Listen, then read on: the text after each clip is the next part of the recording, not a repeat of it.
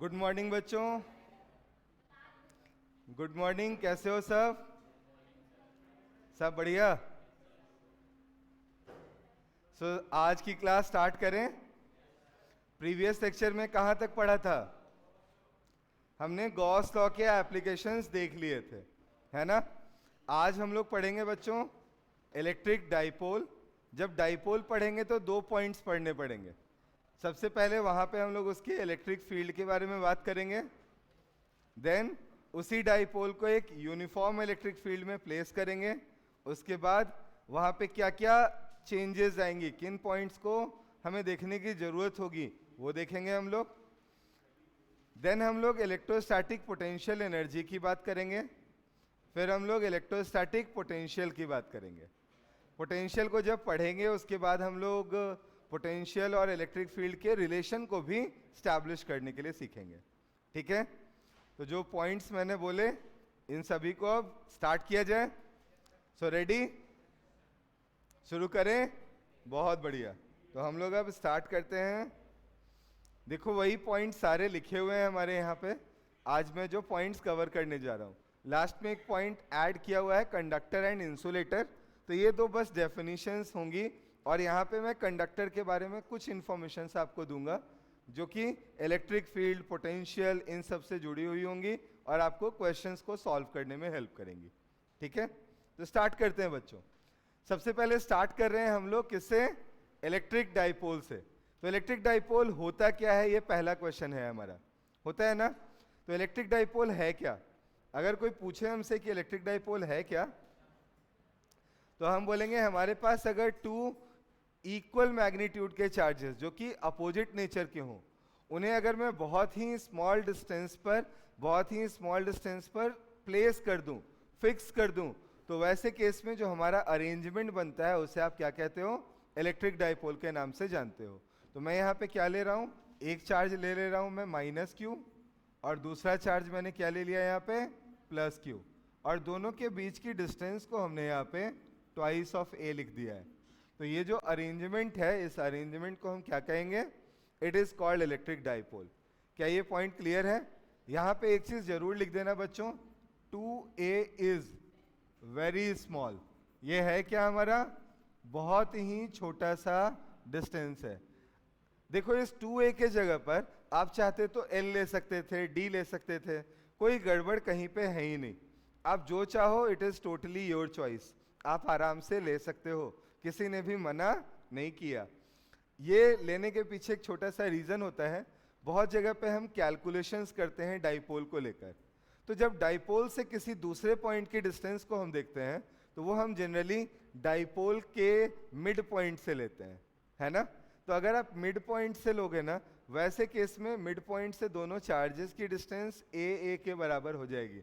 और जब आप किसी भी डिस्टेंस को कोट करोगे, वहां पे इस ए को इनकॉर्पोरेट करना थोड़ा इजी होगा। कैलकुलेशन में हमें स्क्वायर करते समय, या मान लो कभी स्क्वायर की ही नीड पड़ेगी, ऐसे तो क्यूब अगर आपको निकालने की जरूरत पड़ गई, वैसे जगह में सिंपल प्लेन फंक्शन ए का क्यूब, ए का स्क्वायर को ही डील करना पड़ेगा। क्लियर है? तो और कोई रीजन इसके पीछे नहीं है, मैथमेटिकल रीजन है, और कोई रीजन नहीं है। आगे बढ़ते हैं यहां से। अब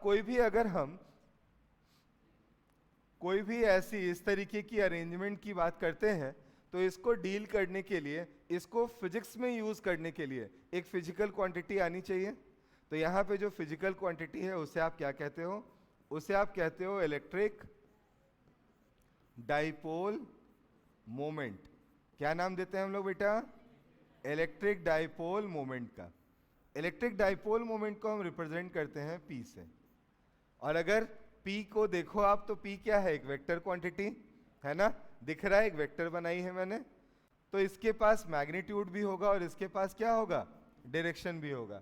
तो आप यहाँ पे magnitude of one of the charge लिख दो और उसे मल्टीप्लाई किससे कर दो? डिस्टेंस बिटवीन द चार्जेस से। तो आपके पास जो क्वांटिटी निकल कर आएगी उसे आप क्या कहोगे? इलेक्ट्रिक डाइपोल मोमेंट कहोगे। क्लियर है? और डायरेक्शन इसका हमेशा क्या होगा? इसका डायरेक्शन अगर कोई बोले तो ए की डायरेक्शन में होगा। और ए हम कहां से कहां लेते हैं? It is always from minus Q two plus Q, हमेशा माइनस क्यू से प्लस क्यू की तरफ आपको ये देखने को मिलेगा। क्या ये बात क्लियर है बेटा?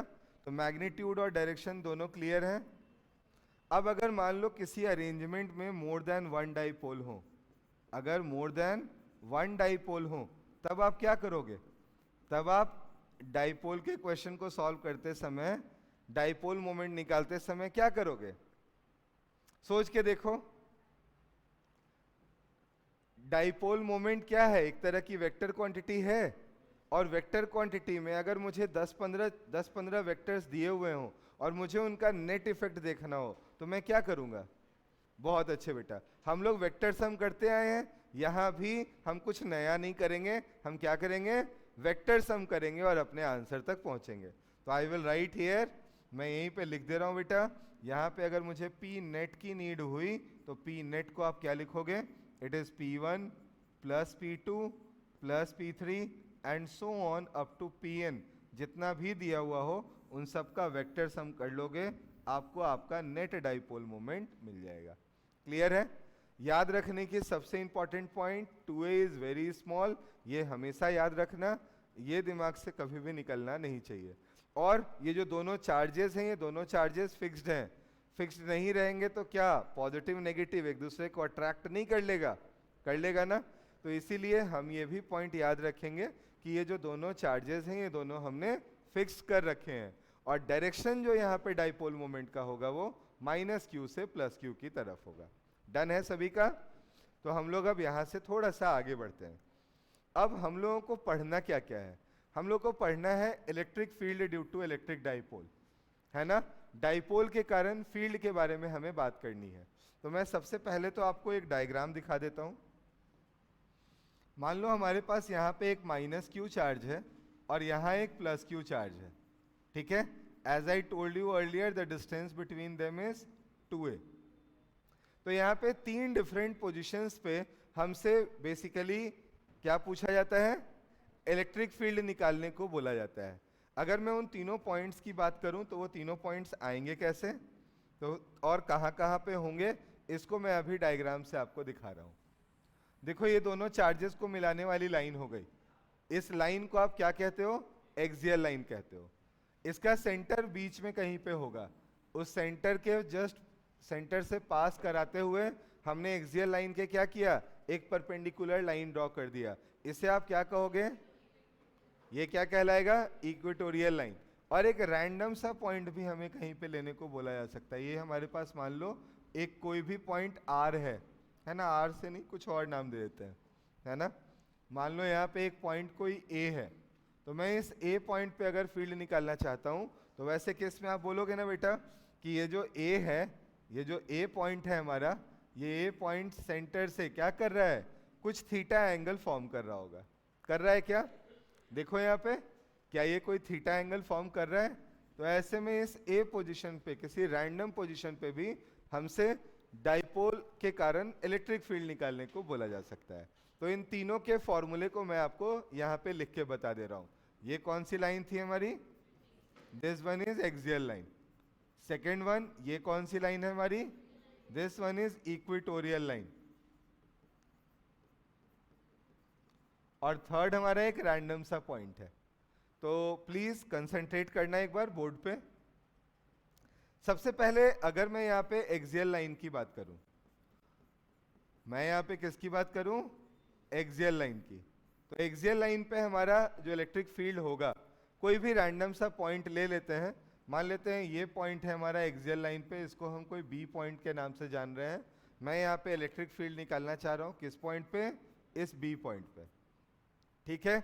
बी की डिस्टेंस मुझे कितनी दी गई है? ये डिस्टेंस मुझे स्मॉल r के बराबर दे दी गई है। अब मैं कैसे कैलकुलेट करूंगा? तो आप कुछ ज़्यादा दिमाग मत लगाओ, अभी के लिए फॉर्मूला याद रखो। आप फॉर्मूला क्या है मैं यहाँ पे लिख दे रहा हूँ। क्या कुछ बोल रहे हो बालक? हाँ बिल्कुल। तो यहाँ पे E की वैल्यू क्या लिखोगे आप? It is equal to 2kp divided by r³। और ये जो p इसके साथ देखो बेटा, p के ऊपर हमने वेक्टर लगाया है। ये क्या बता रहा है कि यहाँ पे जो हमारा इलेक्ट्रिक फील्ड होगा, जो EB है हमारा, EB का डायरेक्शन और हमारे इस P का डायरेक्शन, ये दोनों के दोनों क्या है, ये दोनों के दोनों हमारे सेम है, इन दोनों में किसी तरीके का कोई फर्क नहीं है। क्या ये बात भी आपको क्लियर है? जल्दी से बता दो बच्चों।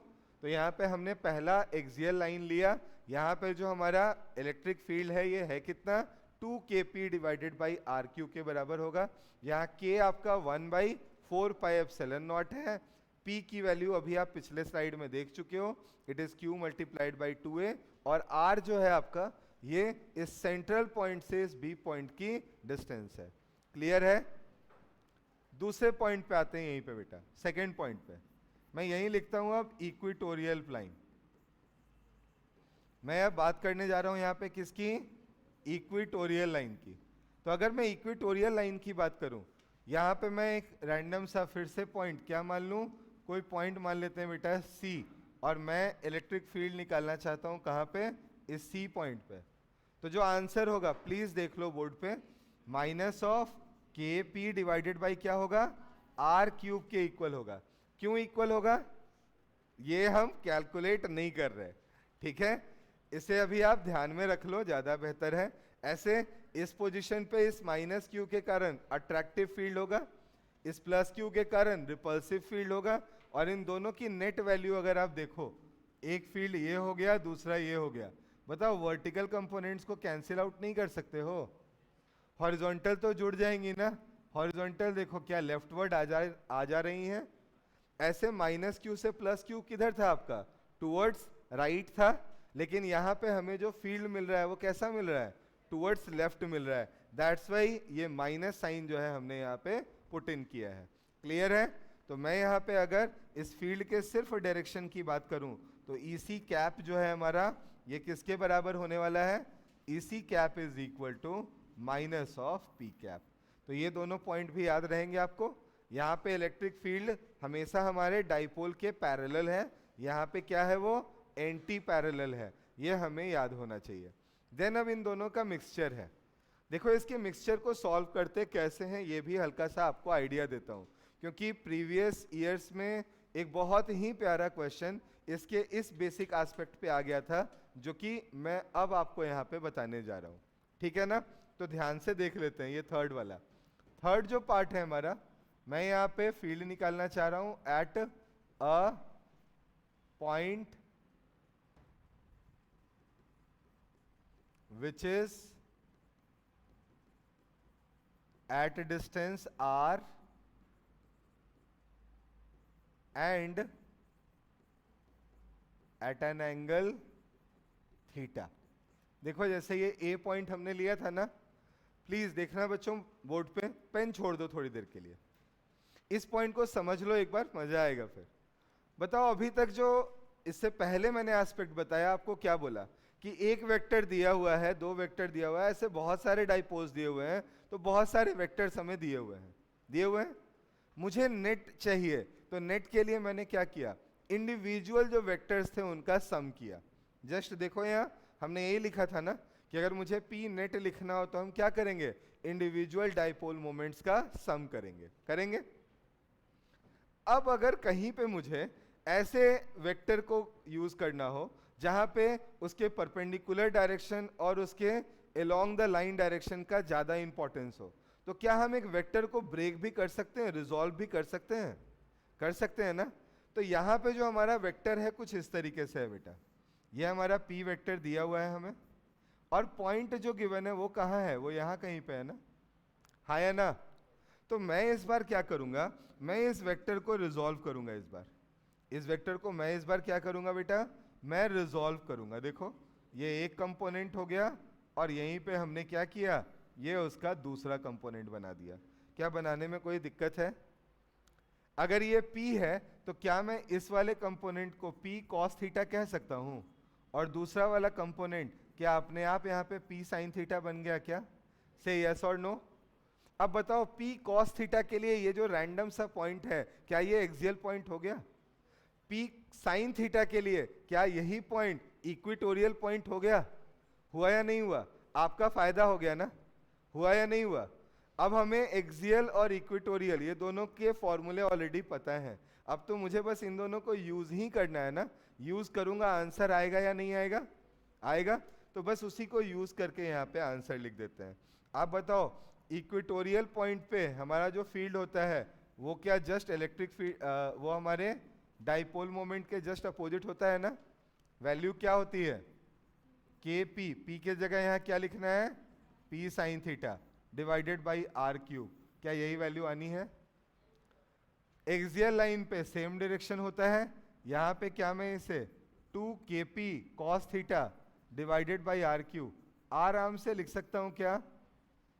अब दो आपके पास वैल्यूज आ गई, दोनों का डायरेक्शन भी आपको पता है, दोनों एक दूसरे के क्या है, परपेंडिकुलर हैं। क्या मैं यहाँ से अब नेट इलेक्ट्रिक फील्ड नहीं निकाल लूंगा। नेट इलेक्ट्रिक फील्ड कैसे निकलेगा, I will write E net is equal to, एक हो गया मेरे पास K P sine theta divided by R cube का whole square plus 2 K P cos theta divided by R cube और इस पूरे का भी होल स्क्वायर, और पूरे के ऊपर क्या लगा दोगे, रूट, आपके पास आपका आंसर आ जाएगा। बताओ यहां से क्या आंसर आया बच्चों, E net is equal to K P by R cube और साथ में बेटा root under 1 plus 3 cos square theta. जानते हो मैंने ऐसा क्यों लिखा है, यहां से एक साइन स्क्वायर थीटा आएगा और यहां से 4 कॉस स्क्वायर थीटा आएंगे, तो एक साइन एक कॉस के साथ क्या बन जाएगा 1, बाकी 3 कॉस बचे रह जाएंगे ना, वही 3 कॉस आपको यहाँ पे बचे हुए दिखाई दे रहे हैं। ठीक है, दूसरी बात यहाँ पे देखते हैं, अगर मैं यहाँ पे नेट फील्ड की बात कर लूं तो नेट फील्ड जो होगा वो कुछ इस तरीके से होगा, क्या वेक्टर सम निकल कर आएगा क्या। और इस एंगल को अगर मैं यहाँ पे अल्फा मान लेता हूं तो कोई परेशानी है। यहां से आप बताओ बच्चों tan अल्फा की वैल्यू क्या होनी चाहिए, perpendicular divided by base. Perpendicular is K P sine theta by R Q, base is 2 K P cos theta by R Q. K P by R Q तो दोनों में है, कैंसिल आउट हो जाएगा क्या, हमारे पास आंसर क्या आएगा, tan थीटा डिवाइडेड बाई 2। ये हमारे पास हमारा सेकंड आंसर है। क्या ये दोनों बातें क्लियर हैं। तो अगर मुझसे कोई पूछता है कि डाइपोल के कारण फील्ड्स क्या क्या हो सकती हैं, तो एक्सियल पोजीशन पे, इक्वेटोरियल पोजीशन पे और किसी भी रैंडम एंगल थीटा पे, ये हमारे इलेक्ट्रिक फील्ड्स होंगे जो कि हमें ध्यान में रखने की जरूरत है। क्लियर है बच्चों, ये सब तीनों पॉइंट्स क्लियर हैं सभी को। मैं आगे की ओर आपको अब यहाँ से बढ़ा सकता हूँ, बहुत बढ़िया। तो यहाँ तक अगर आप सभी को ध्यान में आ गया हो तो मैं यहाँ से आगे आपको लेकर चलता हूँ अगले कॉन्सेप्ट की तरफ। छोड़ दूँ अभी, नोट करना है कर लो।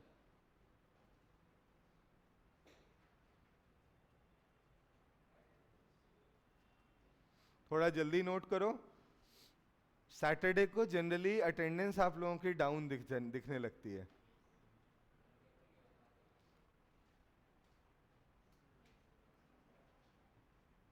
टेस्ट की तैयारी करने लग जाते हैं बच्चे। चलो नेक्स्ट पॉइंट पे आते हैं बेटा, electric potential due to dipole. देखो पहले तो मैं एक बात क्लियरली आपको बता दूं, ये जो आपका पोटेंशियल वाला पार्ट है ये अभी आपने पढ़ा नहीं है, इसलिए मैं 1 मिनट का समय पहले इसको समझाने में ले लेता हूँ, फिर मैं इससे आगे की बात करता हूँ। देखो इलेक्ट्रिक फील्ड जो था हमारा एक वेक्टर क्वांटिटी है, इलेक्ट्रिक पोटेंशियल जो है ये एक स्केलर क्वांटिटी है। और ये होता क्या है, electric potential is actually the work done by external force to bring an unit charge, exactly an unit positive charge from infinity to a point P under the influence of any other charge Q। क्या ऐसा ही होता है बेटा, ऐसा ही कहते हो आप। एक चार्ज को आप क्या कर रहे हो, इन्फिनिटी से उठा कर ला रहे हो, कहां तक ला रहे हो, किसी P पॉइंट पर जो कि दूसरे किसी चार्ज के इन्फ्लुएंस में है ना। तो हम उस पॉइंट तक एक चार्ज को लाने में जो एनर्जी लगाते हैं उसे हम क्या कहते हैं, इलेक्ट्रोस्टैटिक पोटेंशियल एनर्जी। और अगर वही चार्ज जो आप लेकर आए हो वो क्या हो, यूनिट पॉजिटिव चार्ज हो, तो आप उसी को क्या कहने लगते हो, इलेक्ट्रोस्टैटिक पोटेंशियल। क्या ये बात क्लियर है, क्लियर है क्या। आगे ये आएगा भी, अभी 1-2 स्लाइड्स के बाद ये आएगा भी।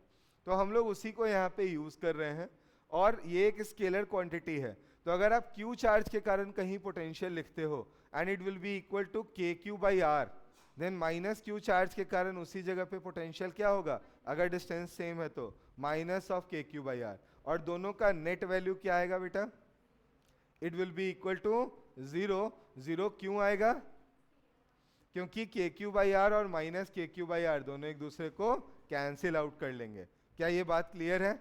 अब इससे मैं यहाँ पे 3 पोजीशंस पे दोबारा सेम काम करने जा रहा हूं जो अभी मैंने फील्ड के लिए किया था।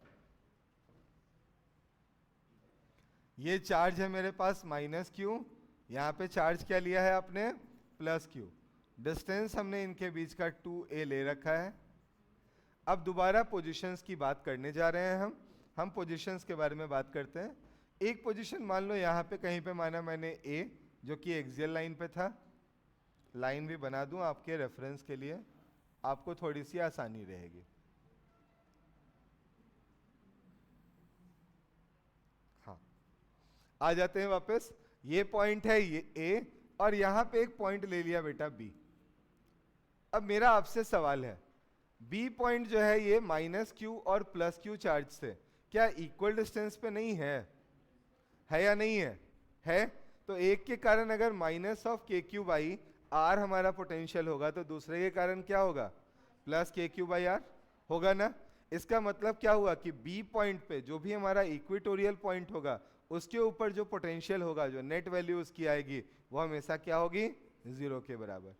और एक्सियल पे जो आएगी वो अभी मैं यहाँ पे आपको लिख कर बता देता हूँ।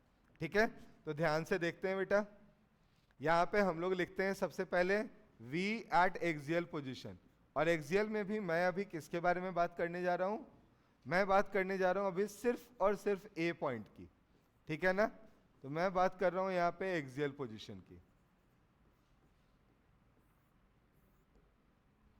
ध्यान से देखते हैं, हमारा जो v का आंसर है इस a पॉइंट के लिए, इट इज के पी, आगे हम लोग लिखते हैं डिवाइडेड बाई आर स्क्वायर। ठीक है ना। दूसरा, अगर मैं यहीं पे इक्वेटोरियल पोजीशन की बात कर लूं तो इक्वेटोरियल पे यही क्या होना है बेटा, इक्वेटोरियल पोजीशन पे क्या होना है, it is equal to V B is equal to 0। बहुत अच्छे, कहीं से कोई गड़बड़ नहीं है। और थर्ड पॉइंट, अगर मैं एक रैंडम पॉइंट यहाँ पे सी कंसीडर कर रहा था जो कि थीटा एंगल पे था, so I will write at point C क्या होना चाहिए। अब देखो, क्या फिर से ब्रेक करते हैं आप बोलते एक है मेरे पास क्या, P साइन थीटा, दूसरा है P कॉस थीटा। तो P साइन थीटा के कारण कोई पोटेंशियल वहां पे आता क्या, नहीं आता ना। वो उसके लिए कौन सा पोजीशन था, इक्वेटोरियल का। एक्सियल वाले के कारण आएगा ना, और एक्सियल वाले के कारण अगर मुझे लिखना हो तो क्या मैं VC की वैल्यू को KP cos theta divided by R square लिख सकता हूं। Is this point is okay? क्या ये पॉइंट जो मैंने अभी तीनों बताए, ये तीनों आपको समझ में आ रहे हैं, तीनों क्लियर हैं ये? अब सबसे खास बात बताता हूं, आपको अगर ये पता हो ना तो बाकी दोनों की जरूरत ज्यादा पड़ती नहीं है। और इसको मैं जनरलाइज करके बच्चों को सिखाता हूं कि आप ऐसा करो, आप यूं याद रखो, k divided by v is equal to k multiplied by p dot r divided by r cube. ये आपको हर बार आपके आंसर तक पहुंचा देगा। कैसे? अगर आपका थीटा यहां पे आप देखो तो 0 के बराबर है क्या, cos 0 क्या होगा, 1 के बराबर आएगा। तो आप लिखोगे यहाँ पे KPR divided by R cube, एक आर से एक आर कैंसिल हो गया, क्या आंसर आ गया, KP बाई आर स्क्वायर। अगर यहीं पे मैं इसको एक्सपेंड कर दूं तो KPR cos theta by R cube लिख सकता हूं, एक आर कैंसिल हो गया, क्या बचा, KP cos theta by R square. आया क्या? और अच्छी बात बताता हूं, यहाँ राइट साइड का पोटेंशियल और लेफ्ट साइड का पोटेंशियल सेम नहीं होता। अगर राइट साइड में मैं r डिस्टेंस पे हूं और लेफ्ट में मैं r डिस्टेंस पर हूं, दोनों में प्लस माइनस साइन का फर्क होता है, और वो भी ये फॉर्मूला आपको दिखा देगा। कैसे दिखाएगा? cos 180 कितना होता है बेटा, कितना होता है, -1। cos 0 था 1, cos 180 क्या है, -1। तो जिस डिस्टेंस पे अभी आपने KP by R square answer पाया है, उतनी ही डिस्टेंस पे लेफ्ट साइड में आप क्या आंसर पा जाओगे, minus of KP by R square पा जाओगे। क्लियर है? तो ये बातें याद रखनी है। अब मुझे लगता है कोई ऐसा टफ दिख नहीं रहा है यहाँ, है ना। तो हम यहाँ बता सकते हैं v क्या है हमारा, k p dot r divided by R cube है। हम आसानी से इस क्वेश्चन को इससे सॉल्व कर सकते हैं। डन है बच्चों? कहीं कोई कंफ्यूजन? कोई कंफ्यूजन? कल कोई कमिटमेंट करके गया था मुझे, चलो जल्दी से आगे आ जाओ, सब पहुंच जाओ जल्दी आगे। हाँ जल्दी से आगे आ जाओ। और यहाँ पे आप दोनों बालिकाओं ध्यान दो यहाँ, ठीक है, और नहीं तो एक को मैं बिठा दूंगा यहाँ पे।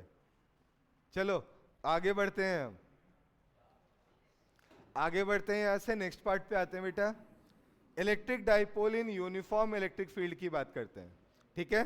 तो इलेक्ट्रिक डाइपोल को अगर हम किसी यूनिफॉर्म इलेक्ट्रिक फील्ड में प्लेस कर रहे हैं तो वैसे केस में वहां पे क्या क्या हमें देखने को मिल सकता है और किन पॉइंट पे हमें कंसंट्रेट करना है, इसकी बात मैं आपको यहाँ पे दिखा रहा हूँ, ठीक है। तो यहाँ पे आपको जो देखना पड़ेगा बेटा, वो सबसे पहले देखना होगा, अगर यूनिफॉर्म इलेक्ट्रिक फील्ड है और मैंने एक डाइपोल प्लेस किया है तो उसके ऊपर नेट फोर्स लगेगा क्या। अगर कोई फोर्स लग रहा है ना, तो फोर्स के कारण क्या हो सकता है, ऐसे फोर्स लगता नहीं है, आगे मैं बताऊंगा आपको, ठीक है। दूसरा, अगर नेट फोर्स है नहीं तो क्या इसके ऊपर कोई टॉर्क अप्लाई हो रहा है। हम यहाँ देखेंगे, यहाँ पे एक कपल फॉर्म होता है, एक टॉर्क लगता है जिससे हमारा डाइपोल रोटेट होता है, घूमता है हमारा, ठीक है। देन वहां से थर्ड पार्ट पे आएंगे कि अगर हमने डाइपोल को किसी यूनिफॉर्म फील्ड में रखा है तो उसके ऊपर कुछ एनर्जी भी होगी, तो उसके ऊपर जो एनर्जी स्टोर हुई होगी वो पोटेंशियल एनर्जी हम कैसे निकाल सकते हैं। और अगर वो स्टेबल इक्विलिब्रियम पोजीशन में था और आप उसे उसके इक्विलिब्रियम पोजीशन से डिस्टर्ब करते हो तो कुछ टाइम पीरियड होगा जिससे वो ऑसिलेट करेगा, तो उसके ऑसिलेशन का टाइम पीरियड क्या होगा। तो ये चार कॉन्सेप्ट्स यहाँ पे हम लोग यूनिफॉर्म फील्ड में किसी डाइपोल को रखते हैं तो हमारे पास आता है। We will discuss about that one by one, ठीक है। तो स्टार्ट करें, चलो फिर बोर्ड पे देखते हैं बच्चों। ये देखो, मान लो मेरे पास क्या दिया हुआ है, यूनिफॉर्म इलेक्ट्रिक फील्ड। कैसे देखकर पहचानोगे कि ये यूनिफॉर्म इलेक्ट्रिक फील्ड है? क्या बेटा?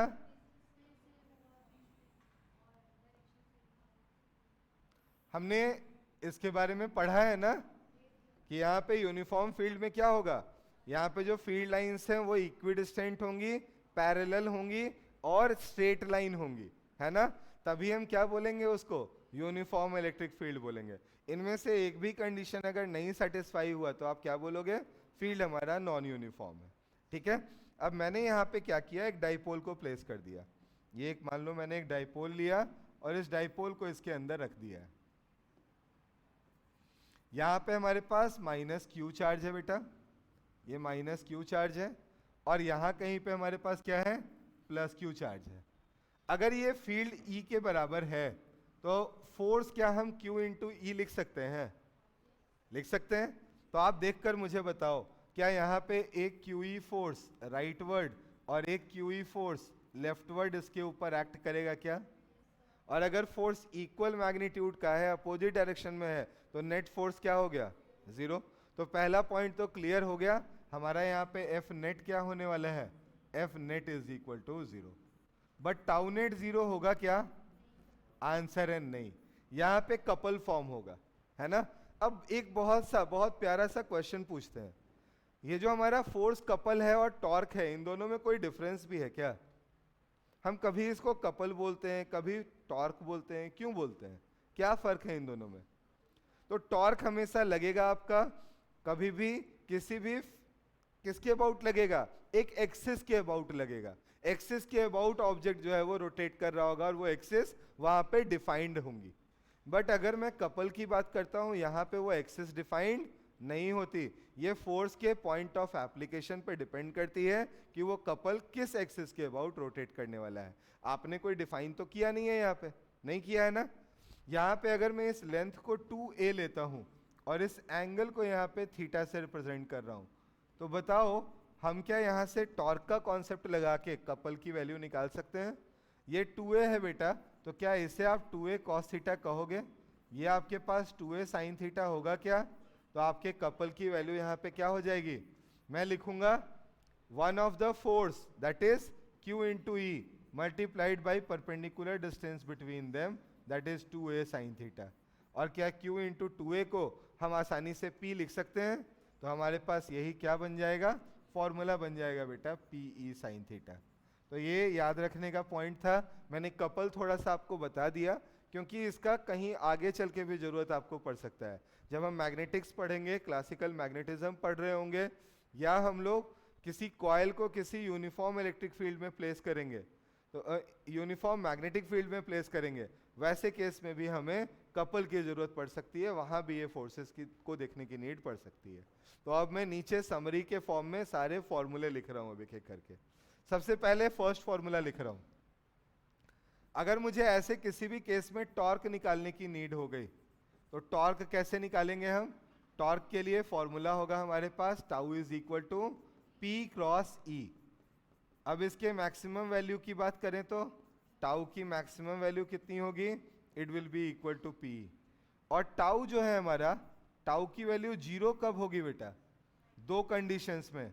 एक, जब थीटा की वैल्यू क्या होगी? जब थीटा की वैल्यू हम लोग यहाँ पे लिखेंगे ये हमारी 0 डिग्री है, या दूसरा लिखेंगे जब थीटा की वैल्यू क्या है हमारे पास 180 डिग्री है। क्या ये दोनों बातें याद रख सकते हो? ये कोई बताएगा क्या कहाँ पे स्टेबल इक्विलिब्रियम आता है, कहाँ अनस्टेबल? बहुत बढ़िया। 0 पे क्या होता है हमारा? Stable equilibrium. तो यहाँ पे आप लिख सकते हो ये इक्विलिब्रियम है। टाउ 0 का मतलब क्या हुआ? इक्विलिब्रियम की बात कर रहे हैं हम, यहाँ इक्विलिब्रियम एस्टैब्लिश्ड है। और इस इक्विलिब्रियम में हम क्या कह रहे हैं? टाउ अगर हमारे पास यहाँ 0 है तो 0 डिग्री पे या तो 0 होगा या 180 पे होगा। अगर 0 पे है तो स्टेबल इक्विलिब्रियम है, और अगर ये 180 डिग्री पे है तो हम इसे अनस्टेबल इक्विलिब्रियम के नाम से जानेंगे। क्लियर है? मैं यहीं पे बेटा इसके पोटेंशियल एनर्जी के फॉर्मूले को भी लिख रहा हूं, ठीक है? ध्यान से देखते हैं। सेकेंड पार्ट है हमारा, अगर मैं यहाँ पे इसके पोटेंशियल एनर्जी की बात करूं, मैं यहाँ पे U लिखना चाहूं, इसकी potential energy. So potential energy में U को आप लिखोगे minus of P dot E, है ना? अब यहाँ पे U की मैक्सिमम वैल्यू कितनी होगी बेटा? Again it is PE and you will get it at theta equal to 180 degree. दूसरा, U की मिनिमम वैल्यू हमें कब मिलनी है? ये मिलनी है हमें at theta equal to 0 degree. आप जानते हो अगर मैं ये दोनों इंफॉर्मेशन भी पकड़ लूँ ना, तो मैं आराम से स्टेबिलिटी के बारे में आइडिया दे सकता हूँ। कैसे? पोटेंशियल एनर्जी मिनिमम होता है तो किस तरीके का इक्विलिब्रियम आपको देखने को मिलता है? स्टेबल। और पोटेंशियल एनर्जी मैक्सिमम होता है तो यहाँ देखो, P मैक्सिमम कितने एंगल पर है? 180 पे। और P मिनिमम किस एंगल पर है? 0 डिग्री पे। तो यहां से भी इस कंक्लूजन तक आप पहुंच सकते हो।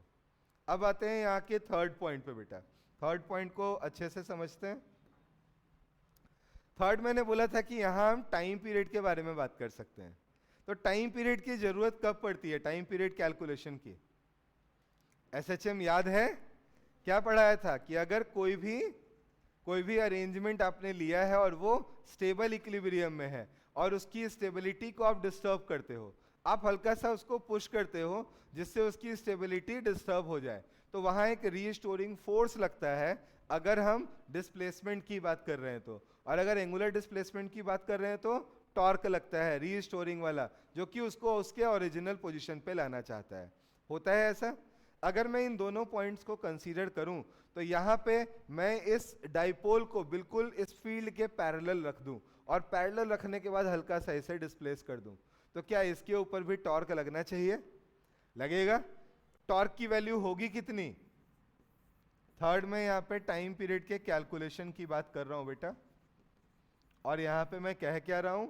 मैं यहाँ पे लिख रहा हूं कि हमारा जो टाउ रीस्टोरिंग होगा, tau restoring it is equal to minus of P sine theta.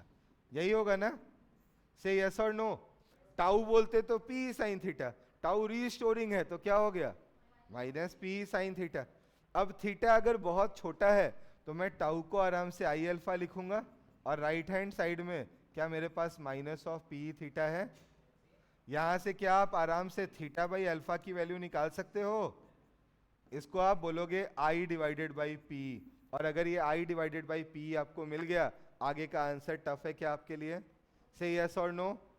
Tough है। टाइम पीरियड क्या होने वाला है फिर ऐसे केस में? t is equal to 2 pi root under theta by alpha, that can be written as i divided by p। Done. तो ये 3 पॉइंट्स जो मैंने बोले बेटा, तीनों दिमाग में रहेंगे बिल्कुल। यहां से हम लोग थोड़ा सा बच्चों आगे की ओर बढ़ते हैं, यहां से थोड़ा आगे चलते हैं।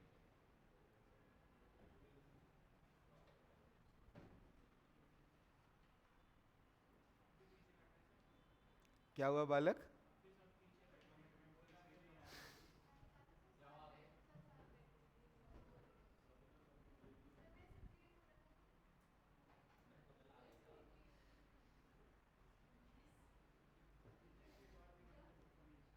आ जाओ जल्दी से निकलो।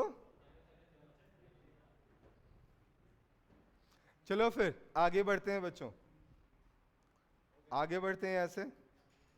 नेक्स्ट पार्ट पे आते हैं। ये पार्ट तो कुछ नहीं है, सवाल है छोटा सा, और सवाल का हल आप निकाल सकते हो। जल्दी से निकाल के बताओ। अच्छा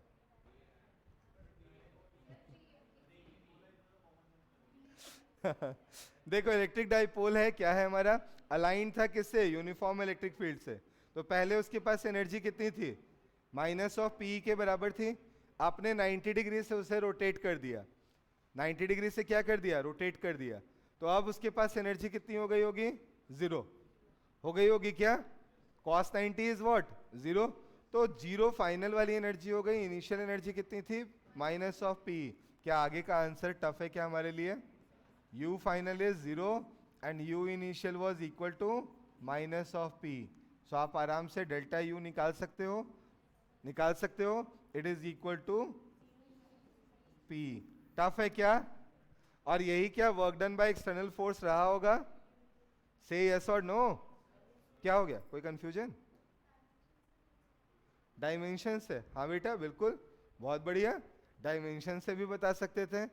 यहाँ पे डायमेंशन पी ई स्क्वायर या पी स्क्वायर ई तो होगा नहीं, लेकिन इसको कैसे डॉच करते हैं, है ना? ऐसे इसको भी डॉच कर सकते थे, जानते हो कैसे? कॉस थीटा या साइन थीटा की वैल्यू मिनिमम -1 होती है और मैक्सिमम क्या होती है?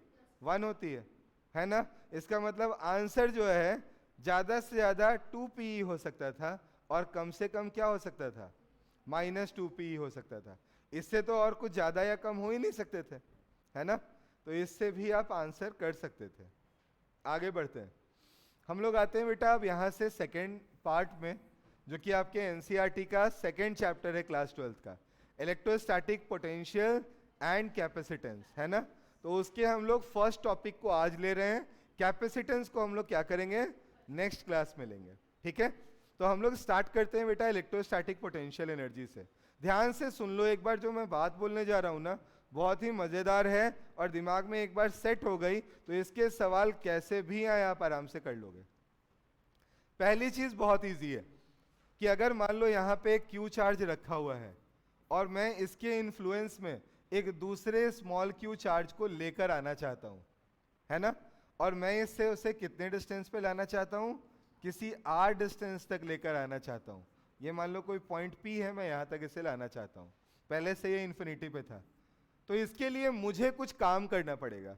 जानते हो क्यों करना पड़ेगा? एक चार्ज यहाँ पे है, इस चार्ज को इस चार्ज के कारण रिपल्सन मिल रहा होगा ना? आप इसे लेकर यहाँ पे यूनिफॉर्म स्पीड से आना चाहते हो, तो आप क्या करोगे?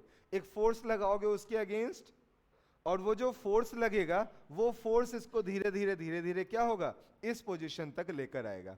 तो हमने याद हो पढ़ा था, हमने ऐसा दिमाग में एक कॉन्सेप्ट सेट किया था कि कोई आया और मुझे एक ग्लास जूस पिला के चला गया, तो मेरी एनर्जी उसने क्या की है? बढ़ा दी है। तो यहाँ पे सिस्टम को इस फोर्स ने जूस पिलाया या नहीं? सिस्टम ने काम किया ना? सिस्टम ने काम किया तो सिस्टम की एनर्जी बढ़ी होगी ना? वही क्या हो गई है? सिस्टम में एनर्जी के फॉर्म में स्टोर हो गई है। क्या ये पॉइंट हम याद रख सकते हैं? तो यहाँ पे जो हमारा work done by external force होता है, that will be the change in potential energy. और since you are taking it from infinity, तो इनिशियल पोटेंशियल एनर्जी उसकी क्या थी? 0। तो इनिशियली अगर 0 थी, मान लो कि इन दोनों लेवल की एनर्जी डिफरेंस में पूछ रहा हूं, तो ये डिफरेंस हुआ, एनर्जी डिफरेंस हुआ। इसकी एनर्जी को जीरो मान लिया तो इसके पास जो डिफरेंस पहले हम बोल रहे थे, क्या उसी को अब हम एनर्जी बोलना शुरू कर सकते हैं? हाँ या ना? तो हमने रेफरेंस को जीरो कर दिया ना, इन्फिनिटी पे पोटेंशियल एनर्जी को क्या कर दिया? जीरो कर दिया। तो इस पोजीशन पे अब जो पोटेंशियल एनर्जी होगी उसको आप पोटेंशियल एनर्जी के नाम से ही जानोगे। क्या कोई दिक्कत है? तो मैं यहाँ पे जो फॉर्मूला लिखूंगा वो लिखूंगा U is equal to, U क्या होगा मेरा? K times of Q into small q divided by capital R। अब ये मैं प्रूफ करके नहीं दिखा रहा बेटा, आप इसे एज अ फॉर्मूला याद रख लेना, ठीक है ना? क्या ये पॉइंट आप याद रख सकते हो? यहाँ पे U को सिर्फ इतना आप लिख सकते हो, it is work done by external force in bringing a unit charge from infinity to up to distance r। और आप मैथमेटिकली लिखना चाहो तो F डॉट डी आर, यहाँ लिखना है F external dot D are infinity से लेकर r तक। तो इन सभी से आपके पास आपका आंसर आ जाएगा। अब मेरी जो खास बात थी उसके ऊपर आते हैं। सेकेंड पॉइंट है बेटा, यहाँ पे मैं एक छोटी सी बात आपके साथ यहाँ पे डिस्कस करना चाहता हूँ। मान लो कि इस बार मेरे पास दो चार्जेस ना होकर तीन तीन चार्जेस हो गई। एक चार्ज है मेरे पास Q1, दूसरा चार्ज है Q2 और तीसरा चार्ज है मेरे पास Q3। Q1 Q2 के बीच के डिस्टेंस को R3 कह रहे हैं, Q1 Q3 के बीच के डिस्टेंस को R2 और यहाँ पे हम लोग मान लो R1 मान ले रहे हैं, ठीक है? अब मुझसे पूछा किसी ने कि इस सिस्टम की पोटेंशियल एनर्जी कितनी होगी। I am not talking about only two charges बेटा, अब हम किसकी बात कर रहे हैं? तीन चार्जेस की बात कर रहे हैं। तो कैसे कैलकुलेट कर सकते हैं? तो इसके लिए, हाँ बेटा बिल्कुल, इसके लिए हम बेसिक कॉन्सेप्ट से चलते हैं। जब पहला चार्ज यहाँ पे लेकर आए होगे आप, तो यहाँ कोई फील्ड था क्या? यहाँ कोई फील्ड था तो किसी को काम करने की नीड पड़ी होगी, आराम से लाए और चार्ज को रख दिया। लेकिन जैसे ही दूसरा चार्ज आने लगा, क्या पहले चार्ज ने अपोज किया होगा? वो एक फोर्स लगा रहा होगा कि नहीं भाई मैं तो तुझे नहीं आने दूंगा, होगा ना? तो हमें कुछ एक्सटर्नल फोर्स के द्वारा क्या कराना पड़ा? वर्क कराना पड़ा। अब जब तीसरा चार्ज लेकर आ रहे हो तो क्या हुआ? पहले ने भी अपोज किया होगा और दूसरे ने भी अपोज किया होगा, दोनों अपोज करेंगे ना? तो एनर्जी जो वहां पे स्टोर होगी सिस्टम में, जो आपको वर्क करना होगा, वो 1 के अगेंस्ट भी करना होगा और 2 के अगेंस्ट भी करना होगा या नहीं? मींस मेरी जो एनर्जी यहाँ पे स्टोर होगी, इस सिस्टम में जो स्टोर होगी, मैं लिखूंगा U system is equal to, it is equal to what? U12। पहले 1 और 2 का इंटरेक्शन, 1 था 2 को आप लेकर आए तो 1 और 2 का इंटरेक्शन हुआ। देन U क्या लिखूं इस बार? 2 1 लिखोगे या 2 3 लिखोगे? 2 3 लिखोगे ना, प्लस U13। क्यों ऐसा लिख रहा हूं मैं? क्यों ऐसा लिख रहा हूं? जब मैं 3 को लेकर आया तो 1 ने भी अपोज किया, जब मैं 3 को लेकर आया तो 2 ने भी अपोज किया। क्या ये पॉइंट अब क्लियर है? तो अब मुझे यहाँ पे आंसर लिखना होता तो मैं लिखता K Q1 Q2 divided by R3 plus K Q2 Q3 divided by R1 plus K Q1 Q3 divided by R2, और ये हमारे पास हमारा आंसर होता है। अब ये मान लो कि तीनों चार्जेस इक्वल होते और डिस्टेंसेस भी सेम होती, तो क्या यही 3KQ स्क्वायर बाई R बन जाता? हाँ या ना? यहाँ पे 3 चार्जेस हैं तो कितने टर्म्स हैं बेटा? 3। अगर 4 चार्जेस होते तो कितने टर्म्स होते? 6। कैसे 6 होते? 4th को लेकर आओगे तो कितने चार्जेस अपोज करेंगे? 1 भी अपोज करेगा, 2 भी अपोज करेगा और 3 भी अपोज करेंगे। तो 3 टर्म तो पहले से ही आया हुआ था, 3 और आ गए तो कितने हो गए? 6। तो ये हमें याद रखना होगा, ठीक है? इसके लिए मैं एक ट्रिक भी लिख दे रहा हूं यहाँ पे। नंबर ऑफ टर्म्स, कहीं पे आपके दिमाग में कंफ्यूजन हो तो आप यहाँ पे याद रख लेना। नंबर ऑफ टर्म्स हमेशा जो यहाँ होंगे, it will be equal to n, चलो आपकी भाषा में लिख देता हूँ, NC2 लिखूंगा तो आप फिर से कंफ्यूज हो गए, तो मैं इसे थोड़ा सिंप्लीफाई करके लिख दे रहा हूँ। It is n into n-1 divided by 2। सही लिखा है क्या? नहीं बेटा, n+1 होता है। सब हाँ में हाँ तुरंत मिला देते हैं। अब सही हुआ? प्लस होगा या माइनस होगा? जल्दी देखो, ये कंफ्यूजन यहीं दूर कर लो, क्योंकि आगे दूर करोगे तो फिर गलती करोगे ना। सिंपल है ना बेटा, अगर आप देखो 3 है तो क्या होना चाहिए? 3 होंगे तो 3 टर्म्स आ रहे हैं, कैसे आएगा? n की जगह 3 डालोगे, n प्लस 1 तो 4 हो जाएगा ना, होगा कि नहीं? तो 2 से 4 को कट करोगे तो 4/2 इज 2, 3 इंटू 2 इज 6। हमें तो 3 ही चाहिए थे ना, मतलब प्लस नहीं होना चाहिए, क्या होना चाहिए? माइनस होना चाहिए। हम यहाँ लिखेंगे n-1 divided by 2 and this will be the correct answer. Clear है? 4 के लिए क्या होगा? 4 into 3/2, total number of terms is 6। ध्यान में रहेगा। अब देखो, इसके ऊपर एक छोटा सा क्वेश्चन है बेटा, जल्दी से इसको सॉल्व करने की कोशिश करते हैं। ठीक है, पढ़ते हैं और इसे सॉल्व करते हैं। हमें बोला गया कि इनिशियल कॉन्फ़िगरेशन जो है सिस्टम का, वहां पे आपने 4 चार्जेस को रख रखा है। चार्जेस कौन सी हैं? चार्जेस हमारे पास कौन सी हैं बेटा? चार्जेस हमारे पास हैं, एक है प्लस क्यू, दूसरा फिर से है प्लस क्यू, देन है माइनस क्यू, और फिर से एक क्या है हमारे पास? Minus Q. हमको बोला गया है arranged at the vertices of the square ABCD as shown in the figure. मैंने फिगर बना दिया, पहले से नहीं बना था, कोई नहीं, मैंने बना दिया, अब फिगर हो गया ना। आगे बढ़ते हैं। When the charges in the side BC, नाम भी दे देते हैं, इसको दे दिया A, ये हमारे पास मान लो B, यहाँ है C, और यहाँ क्या ले लिया हमने?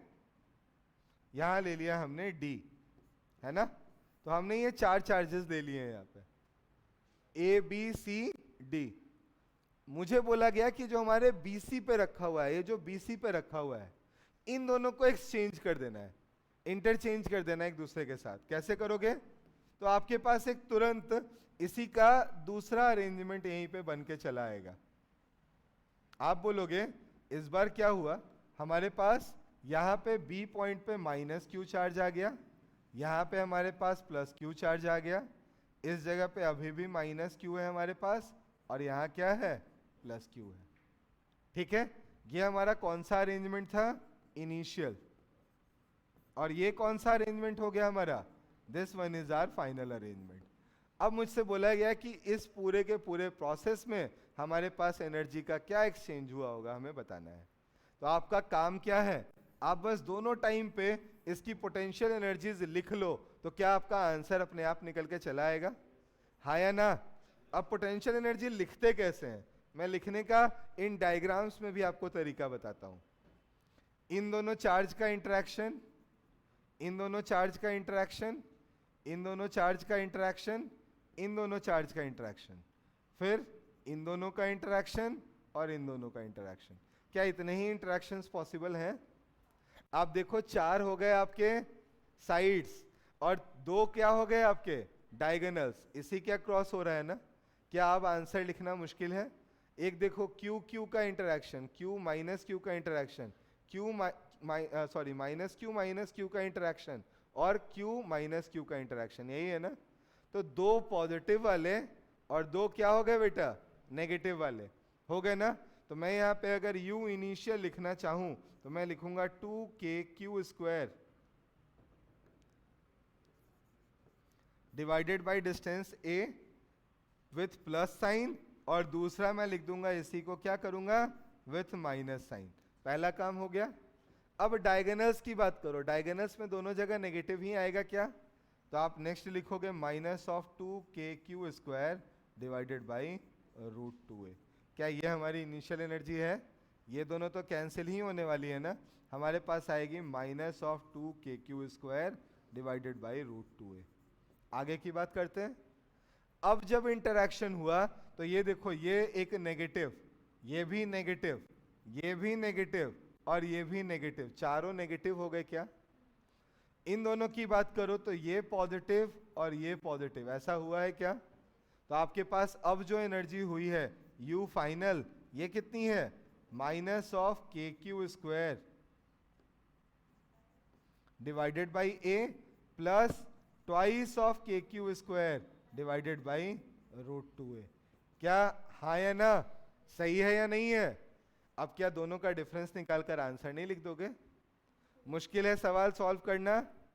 तो हमने क्या किया, इंडिविजुअली दोनों की एनर्जीज लिखी। एनर्जी लिखने के बाद क्या किया, फाइनल में से इनिशियल एनर्जी को माइनस कर दिया, हमारे पास हमारा आंसर आ जाएगा। डन है, सभी को डन है? आगे बढ़ते हैं फिर बेटा। तो ये पॉइंट जो है दिमाग में बिठाकर रखना। यहाँ पे अलग अलग तरीके के क्वेश्चन पूछते हैं। बोलते हैं 4 चार्जेस पहले से रखे थे, अभी एक्सचेंज कर दिया ना, इंटरचेंज किया उनको। बोलते हैं एक चार्ज को निकाल कर इन्फिनिटी लेके चले गए। एक चार्ज को यहाँ से उठाया और कहाँ लेके चले गए, इन्फिनिटी लेकर चले गए। उस इन्फिनिटी पे ले जाने वाले चार्ज के बारे में डिस्कस करते हुए पूछते हैं कि इस काम को करने के लिए हमें वर्क डन कितना करना पड़ा होगा। क्या मुश्किल होगा सवाल को सॉल्व करना? पहले 4 चार्जेस का सिस्टम होगा, बाद में कितने का होगा, 3 चार्जेस का सिस्टम होगा। सॉल्व करेंगे और आंसर तक पहुंच जाएंगे। डन? आगे बढ़ते हैं बच्चों, फिर यहां से नेक्स्ट पार्ट पे आते हैं बेटा। यहां से बात करते हैं सेल्फ एनर्जी की। सेल्फ एनर्जी होता क्या है पहले तो ये समझते हैं। अभी हमने जब बात की तो डिस्क्रीट चार्जेस की बात कर रहे थे हमने एक चार्ज लिया Q, दूसरा लिया फिर से Q2 और उसको लेकर आए, ऐसा था ना। डिस्क्रीट का मतलब क्या हुआ, पॉइंट चार्जेस हैं लेकिन बहुत सारे हैं, अलग अलग हैं। अब मैं जो यहाँ पे बात करूंगा, ये बात करूंगा मैं किसी ऐसे चार्ज की जो कि कंटिन्यूअस नेचर का है। कंटिन्यूअस नेचर का मतलब, जैसे मान लो एक हॉलो स्फीयर है, चार्ज्ड है, हमारा एक सॉलिड स्फीयर है, चार्ज्ड है। तो वैसे केस में क्या वहां पे डिस्क्रीट वे में चार्जेस अरेंज्ड हैं? नहीं ना। dq चार्ज, dq का मतलब बहुत ही छोटे छोटे बहुत सारे charge, infinite number of charges वहां पे एक साथ एक्यूमुलेटेड है ना। अब मैं एक एक करके जैसे अभी कैलकुलेशन कर रहा था, अगर इस तरीके से कैलकुलेशन करने लगूं तो क्या वहां पे आंसर निकल पाएगा? नहीं ना। k into D Q divided by something, फिर k into D Q divided by something, कितने टर्म्स आ जाएंगे? नहीं डील करेंगे ना। तो ऐसे केस में हम इसी पोटेंशियल एनर्जी को निकालने के लिए एक दूसरा टर्म यूज करते हैं जिसे हम क्या कहते हैं, self energy. Potential energy of the system का मतलब क्या हुआ, उस सिस्टम की अपनी एनर्जी। तो यहाँ पे सिस्टम कौन सा है, हॉलो स्फीयर या सॉलिड स्फीयर मान लेते हैं हम। तो हॉलो स्फीयर या सॉलिड स्फीयर क्या है, सिस्टम है। तो सिस्टम की पोटेंशियल एनर्जी, सिस्टम की अपनी एनर्जी, कौन सी एनर्जी हो गई, उसकी सेल्फ एनर्जी। तो एक किसी भी ऐसे सिस्टम को बनाने में जितना वर्क डन एक्सटर्नल सोर्स को करना पड़ता है, बाहर से जितना भी काम उसके ऊपर किया जाता है, उसको ही हम वहां पे पोटेंशियल एनर्जी के फॉर्म में स्टोर करते हैं और नाम क्या दे देते हैं उसे, सेल्फ एनर्जी का। 2 तरह के अरेंजमेंट्स हम लोग को जानने हैं इस सेल्फ एनर्जी में। पहला है हमारे पास, हम लोग पहला लिखेंगे यहाँ पे U सेल्फ, किसका, हॉलो स्फीयर का। कैसा स्फीयर है हमारे पास बेटा, हॉलो स्फीयर है। और दूसरा लिखोगे आप U सेल्फ, किसकी लिखोगे ये है हमारे पास सॉलिड स्फीयर। और जब मैं सॉलिड स्फीयर वर्ड यूज करता हूं तो मेरा हमेशा मीनिंग होता है कैसा डिस्ट्रीब्यूशन वाला, जहां पे यूनिफॉर्म चार्ज का डिस्ट्रीब्यूशन हो, नॉन कंडक्टिंग सॉलिड स्फीयर हो। क्योंकि अगर मेरे पास कोई कंडक्टिंग सॉलिड स्फीयर है, वो तो कहने के लिए सिर्फ कंडक्टिंग और सॉलिड है ना, चार्ज उसमें कहाँ मिलने वाला है, सरफेस पे, और वो बिहेव कैसा करने वाला है, हॉलो स्फीयर की तरह। ठीक है ना। तो ये बात दिमाग में होनी चाहिए। अब मैं इसे फॉर्मूले को दोनों जगह लिख देता हूँ। यहाँ फॉर्मूला है हमारे पास KQ² divided by twice of R, और अगर मैं यहाँ पे इसी फॉर्मूले को देखूं तो ये क्या है, 3KQ² डिवाइडेड बाई 5R। तो आप बच्चों इन दोनों फॉर्मूलों को याद रखना। यहाँ पे ये देखो 0.5 है और यहाँ पे ये क्या है, 0.6 है, अदरवाइज बाकी चीजें सेम है। 0.5 KQ² बाई R, यहाँ क्या है ये 0.6 KQ² बाई R। और ऐसे भी सोचो, सरफेस पे चार्ज लाना थोड़ा आसान था, हम अंदर और लेकर चले गए तो और कुछ खर्च किया ना हमने एनर्जी, इसलिए यहाँ पे ये एडिशनल वैल्यू हमारे पास आई है। प्रूफ किए जा सकते हैं ये सब चीजें, मैं सिर्फ फॉर्मूला दे रहा हूँ, फॉर्मूला कम से कम आप ध्यान में रखना। आगे बढ़ाऊं, चलो फिर। तो यहां से आगे आते हैं बेटा, नेक्स्ट पार्ट पे आते हैं, इलेक्ट्रोस्टैटिक पोटेंशियल की बात करते हैं। तो देखो पोटेंशियल के बारे में अभी कुछ बातें मैं आपको ऑलरेडी बता भी चुका हूं, बताया था ना अभी मैंने, जब मैं पोटेंशियल एनर्जी बता रहा था तो, कि इन्फिनिटी से किसी चार्ज को r डिस्टेंस तक लाने में जो वर्क डन किया जाता है उसे आप क्या कहते हो, इलेक्ट्रोस्टैटिक पोटेंशियल एनर्जी कहते हो। और उसी पॉइंट चार्ज की जगह पर आप क्या कर लो, एक यूनिट पॉजिटिव चार्ज लेकर आने लग जाओ, तो क्या हो जाएगा, वही पोटेंशियल में कन्वर्ट हो जाएगा आपका। तो it is work done by external force, external field to external force to bring a unit positive charge. कैसा charge, unit positive charge from infinity up to point P under the influence of any other charge is known as electrostatic potential. याद रहेगा ये हमें। इसे हम represent करते हैं बेटा V से। किससे रिप्रेजेंट करते हो, V से। और V को अगर मैं यहाँ सिंपल वर्ड्स में लिखना चाहूँ तो मैं लिख सकता हूँ V is equal to, delta V is actually equal to minus of E dot D R from infinity to R। Okay, और आप चाहो तो लिखना चाहो इसे लिख सकते हो V is equal to U divided by Q not, where Q not is nothing but R test charge. ठीक है, ये जो ऊपर वाला फॉर्मूला है ना, ये फॉर्मूला आपको थोड़ा अगर नहीं समझ में आया तो मैं समझाता हूं। आप बताओ बच्चों, डेल्टा U को minus of F dot D are का इंटीग्रेशन इंफिनिटी से R तक, क्या ऐसा लिखने में थोड़ा भी संकोच हो रहा था क्या आपको? आप बताओ। सॉरी, मैंने यहाँ माइनस साइन लगाया है। हाँ, F एक्सटर्नल लगाते तो माइनस नहीं लगाते। ये फील्ड के कारण फोर्स है बेटा, ये जो भी आपका वहां पे फील्ड था ना उसके कारण है। क्या ये लिखने में कभी कोई दिक्कत थी? इन्फिनिटी से किसी चार्ज को लेकर आ रहे हो, जो वर्क डन कर रहे हो उसको क्या कर रहे हो, चेंज इन पोटेंशियल एनर्जी। और अगर हम इन्फिनिटी से लिख दे रहे हैं तो इसी डेल्टा U को आप क्या लिखने लग जाते हो, U से रिप्रेजेंट करने लग जाते हो। यही है। अब यहाँ पे इसी U को यूज किया ना, मैंने क्या बोला अभी यहाँ पे, आप बताओ मुझे, मैंने क्या बोला कि हमें बस एक टेस्ट चार्ज को लाना है। तो डेल्टा U को क्या आप Q इंटू डेल्टा U लिखते, Q इंटू डेल्टा V लिखते? F आपका Q इंटू E है क्या? Q से Q को क्या कर दिया, कैंसिल आउट कर दिया, और उसी फॉर्मूले को यहाँ पे लिख दिया है ना। से यस और नो। यहाँ पे जो डेल्टा V है बेटा, सिंस आपने इन्फिनिटी लिया है, आप इसे V से आराम से रिप्रेजेंट कर सकते हो। ठीक है, क्या यहाँ तक लिखने में कोई परेशानी है? अब अगर इंटीग्रेट करके E को हम V पा रहे हैं तो V को डिफरेंशिएट करके E भी तो पा सकते हैं ना। तो इसी का जस्ट उल्टा कर देते हैं। यहाँ पे मैं यहाँ पे लिखता हूँ कि अगर मुझे E चाहिए होगा तो it is nothing but minus of del V by del R। क्या ऐसा फॉर्मूला भी दिखा सा है? F is equal to minus of del U by del R पढ़ते हो क्या? यहाँ पे जस्ट Q को हटाकर ये फॉर्मूला कोट कर दिया है हमने। So the answer in this case is minus of del V by del X I cap, minus of del V by del Y J cap, and minus of del V by del Z K cap. This will be the correct answer for us. आगे बढ़ाते हैं यहाँ से, next आते हैं बेटा। अब 5-6 अलग अलग सिस्टम्स हैं, उन सब के कारण हम लोग पोटेंशियल लिखने का फॉर्मूला देख लेते हैं, जिससे एग्जाम में क्वेश्चन करते समय हमें दिक्कत ना आए। पहला है पॉइंट चार्ज। तो अगर मैं पॉइंट चार्ज के कारण V लिखता हूं, किसी को याद है formula? It is equal to KQ by R। याद रखना, Q क्या है आपका, चार्ज है यहाँ पे R क्या है हमारा, R हमारा डिस्टेंस है ना। R से हम यहाँ पे क्या रिप्रेजेंट कर रहे हैं, डिस्टेंस को रिप्रेजेंट कर रहे हैं। और K जो है हमारा, K is 1/4 pi epsilon not, हम 1/4 पाई एप्सिलॉन नॉट को ले रहे हैं। अगर यहीं पे मीडियम होता तो मीडियम के कारण हम चेंजेस देख लेते। सेकेंड बेटा, अब अगर हमें, अच्छा यहाँ पे सिर्फ ओके मैंने पॉइंट चार्ज को 2 बार लिख दिया, माई बैड, कोई नहीं है ना, कोई बात नहीं बेटा, मैंने यहाँ पे गलती से 2 बार लिख दिया है, इसको हटा दे रहा हूँ यहाँ से। हम बात कर रहे हैं अब यहाँ पे किसकी, सिस्टम ऑफ चार्जेस की। तो अगर हम सिस्टम ऑफ चार्जेस ले लें, जैसे मान लो कि ये मेरे पास एक अरेंजमेंट दिया हुआ है, बच्चों प्लीज बोर्ड पे देखना। मान लो मुझे यहाँ पे जो है ना कुछ चार्जेस दे दी गई हैं, ये मेरे पास मान लो Q1 है, ये हमारे पास कहीं पे Q2 है, यहाँ कहीं पे मेरे पास चार्ज Q3 है, यहाँ कहीं चार्ज आपने ले लिया है Q4 है।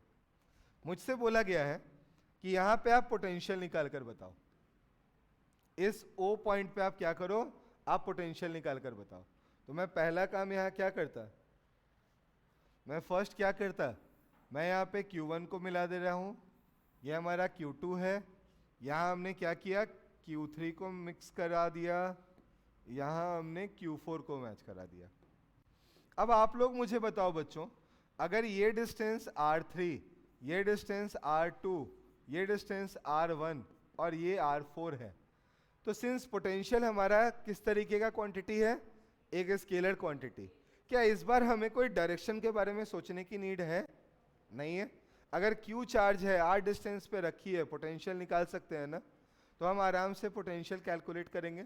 हम बोलेंगे यहाँ जो मेरे पास V निकल कर आएगा, जो मेरा V नेट एक्चुअली निकल कर आएगा, किस पॉइंट पर, at O, it will be sum of all the potentials by the individual charges. क्या मैं इन सबका अलजेब्रिक सम कर दूंगा सीधे सीधे, और अलजेब्रिक सम करोगे तो आंसर क्या मिलेगा, it will be equal to k Q1 by R1 plus k Q2 by R2 plus k Q3 by R3 and so on. आपको अगर और भी चार्जेस दी हुई होंगी, उन सब के बारे में आप आगे लिखते हुए चले जाओगे। कोई मुश्किल काम नहीं है, इजी है बिल्कुल। ये इजी है इसलिए क्योंकि यहाँ सीधे सीधे सम करना है, डायरेक्शन का कोई भी पंगा नहीं है यहाँ पे, ठीक है ना। आगे बढ़ते हैं, आगे आते हैं बेटा, रिंग के बारे में बात करते हैं और हॉलो स्फीयर के बारे में बात करते हैं। देखो रिंग और हॉलो स्फीयर ही मैंने क्यों लिया, सिर्फ मैंने यहाँ पे लाइन चार्ज के बारे में बात क्यों नहीं की। तो लाइन चार्ज के बारे में आप याद रखना बेटा, लाइन चार्ज से जब कभी भी आपसे पूछा जाएगा तो पोटेंशियल डिफरेंस पूछा जाएगा, कभी भी पोटेंशियल नहीं पूछा जाएगा।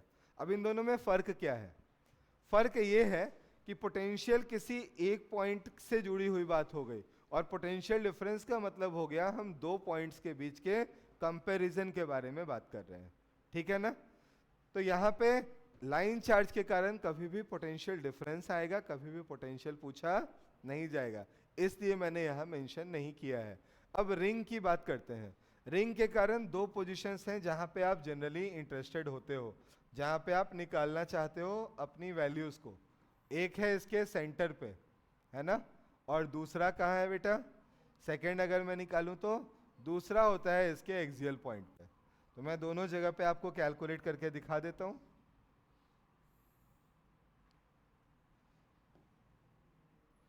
देखो ये पॉइंट है मेरा P पॉइंट मान लो, और यहाँ पे हमने इसको O मान लिया है। इसके ऊपर चार्ज आपने Q दिया है और इसका रेडियस क्या माना है, R के बराबर है। तो हमारा जो पोटेंशियल होगा V at O, it will be equal to simply KQ by R। Field क्या होता था बेटा, फील्ड क्या होता था सेंटर पे, जीरो। फील्ड क्या होता था, जीरो।